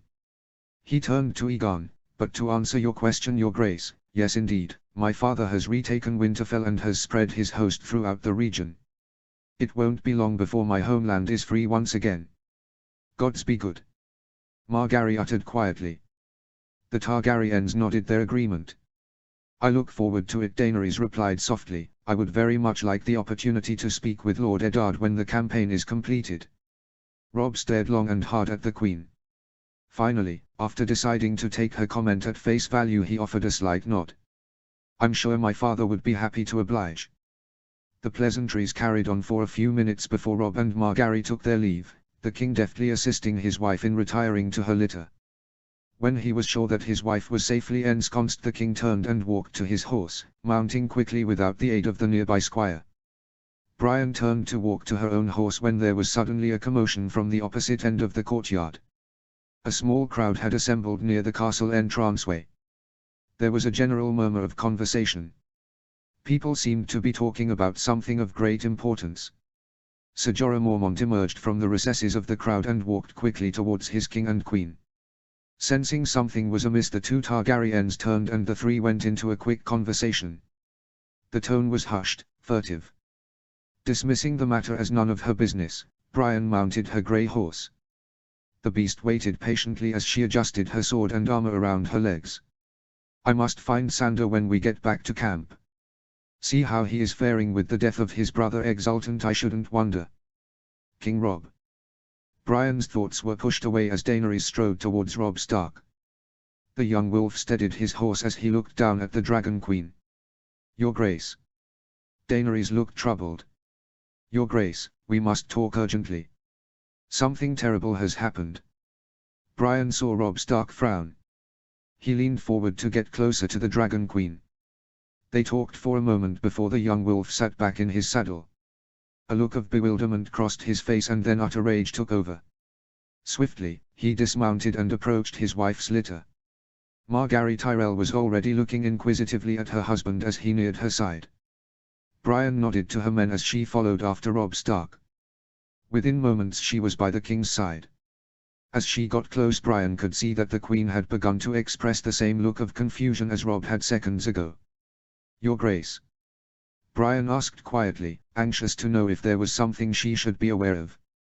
The king turned towards her, his eyes were hard. Brian, be prepared to escort the queen back to camp and order the guard to be doubled. You are not to stop for anything or anyone. The queen bristled. Robb, I. The young wolf silenced his wife with a look. I will see you safe, my love. He addressed Brian. Have the escort leave now. Of course, Your Grace. Are we in danger? Brian waved a signal at the wolf guard, which quickly formed ranks around the litter. May I know what the problem is? You may, Robb said, swearing. He took a deep breath. Tommen Baratheon is dead. Chapter 63, The Battle for the North. Chapter text. Harold I. The wind rustled his hair as he spurred his horse over the gentle rise and towards the open plain. Far off into the distance he could see a small detachment of horsemen leave the safe confines of the woods and make their way to the allotted meeting point. He felt a rush of elation about seeing the enemy up close. He had seen combat at Moat Cailin, but this promised to be far more dangerous than a small skirmish. Far off into the distance he could make out the forms of enemy soldiers. Hundreds of them, their weapons and dull armor glinting in the morning sun. The sight made his heart soar. My old master at arms would have chided me for my desire for action. A good soldier is one who never has to draw his blade, he would have told me. Behind Harold rode an escort of 6 guards, 3 Northmen and 3 Vale warriors. Beside him rode Jasper Redfort and Gendry Waters, who held the Stark standard in one hand as he controlled his horse with the other. Gendry was fairly new to horseback riding, and Harold felt a pang of sympathy as his friend tried desperately to keep the horse obedient while ensuring the standard stayed aloft. Friend. When in Seven Hells did that happen? He and Gendry had started off as enemies, almost since the moment they had met at Iron Oaks. Gendry saw the way Harold had stared at the daughters of Eddard Stark and had not liked the idea of a young lordling making eyes at the girls he had grown close to on the journey from King's Landing to the Vale. For his part, Harold was outraged that a mere peasant would even dare to be angry with him. The presumption was galling. Still, he was not too bothered at the time, though his pride was dented, his attention was elsewhere. Sansa had me from the moment I saw her. Her beauty and grace is without compare within all the 7 kingdoms. My animosity for the blacksmith stemmed from the fact I thought Gendry liked Sansa as well. Goes to show how wrong one could be. It now shamed Harold that he had looked down on Gendry simply because of the facts of his birth. His only excuse for his behavior, such as he could make excuses, was that he had seen Gendry as a rival for Sansa's affections. An issue not helped by the fact that the 2 Stark girls teased Gendry endlessly, showing an ease and comfortableness with the peasant from Flea Bottom that he, the heir to the Vale, could only dream of. Then Lord Eddard made him his squire over many other possible, more worthy candidates. This new position allowed Gendry to consort openly with the Stark girls with no need to even offer an excuse for his presence in their company. In contrast, Harold had had to make up reasons to travel to Runestone to make a visit after Sansa had decided to return to her father. He could not bear the knowing looks of Lady Waynwood when he rode forth again and again to play court to Sansa Stark under the dubious pretext of visiting for some other reason.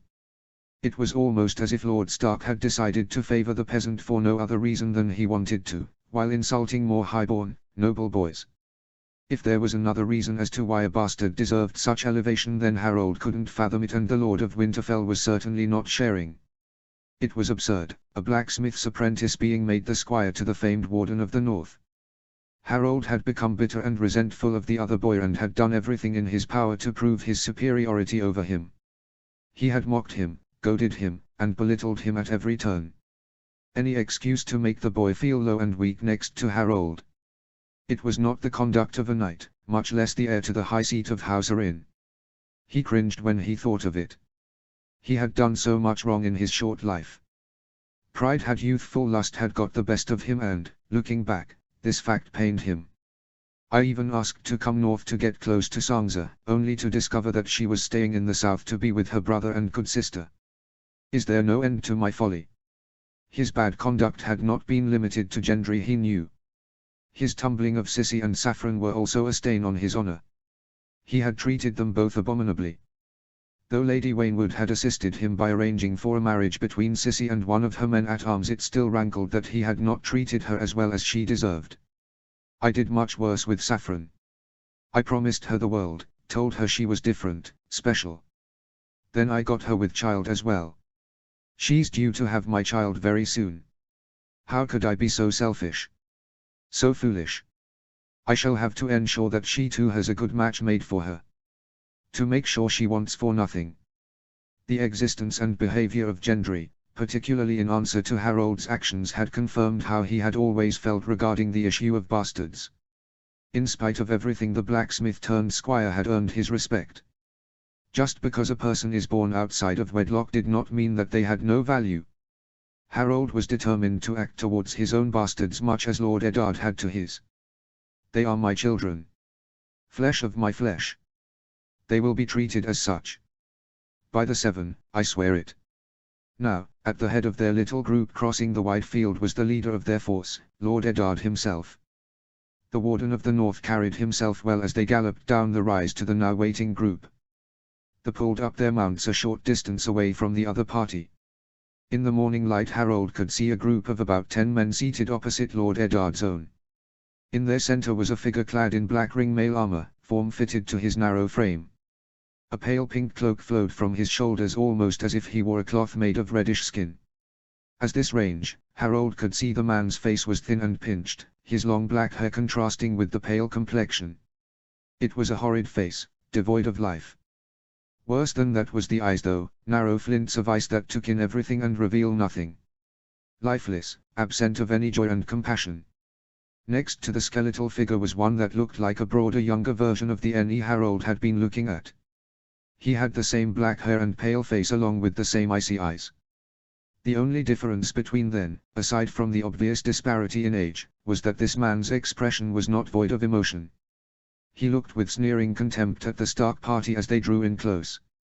His eyes danced with evil intent and cruel purpose. This can only be Ramsay, the bastard of Bolton. Murderer of Lady Hornwood and the sacker of Winterfell. Greetings, Lord Stark. Roose Bolton called out, though his voice was little more than a whisper. I must congratulate you on your return to the north. Roose. Ned Stark's reply was clipped and formal. Lord Bolton, please, Roose stated evenly, his eyebrow arching slightly. You should know better, Lord Stark. The courtesies should be observed, especially among the highborn. I observe courtesies with those that deserve them, Lord Stark shot back, sitting rigidly in his saddle. Sadly that no longer includes you, he surveyed the man gathering behind Roose Bolton. The same goes for the rest of your party. A pity. Bolton looked seriously about him, but then I suppose I should expect no more from a man who would bring a foreign army into our lands for the purposes of conquest. Jasper Redfort stiffened beside Harold. Gendry merely scowled at Bolton. Lord Stark tilted his head quizzically. This from a man who consorted with the Freys and Greyjoys to kill his liege lord. That action was regrettable, Bolton said coldly, but necessary. Your son was leading us into disaster. What I did was to save thousands of lives. Northern lives. Eddard Stark paused for a moment. Then he laughed ruefully. The sound was so shocking that the horses were startled almost as much as their riders. Save your lies for your sycophants, Roose, I have no need of them. We both know why you did what you did. We do. Bolton asked curiously. Your house has always coveted the position of House Stark within the North. Had the war between our houses in ages past gone differently, then it might have been you as Warden of the North. Unfortunately for the Boltons, House Stark triumphed in that conflict and your ancestors bent the knee. Your house has been resentful ever since. And yet we have provided loyal and faithful service, Bolton pointed out, idly brushing some lint from the shoulder of his pink cloak. House Bolton have been loyal bannermen to the Starks for centuries. I myself have followed you into 2 wars, Lord Stark, and I followed your son when he made an ill-advised foray into the south. Ill-advised or not, Stark replied, you swore an oath. You owed Robb your allegiance. He looked behind Roose. Is that Arnulf Stark behind you, sitting there shrouded in his cloak against the cold? You do well to hide your shame, sir. Though you could travel to the land of always winter and you would still not be far enough to hide your treachery. The man identified by Lord Stark did not respond, beyond hunkering down into the thick robes he wore. We owed Robb nothing. Roose stated evenly, trying to regain control of the situation. I swore an oath to you. It was never intended to be used to compel us to follow your son in declaring rebellion against the Iron Throne and to plunge the realm into war so that he could marry that whore from the Reach. Lord Stark went rigid with hate.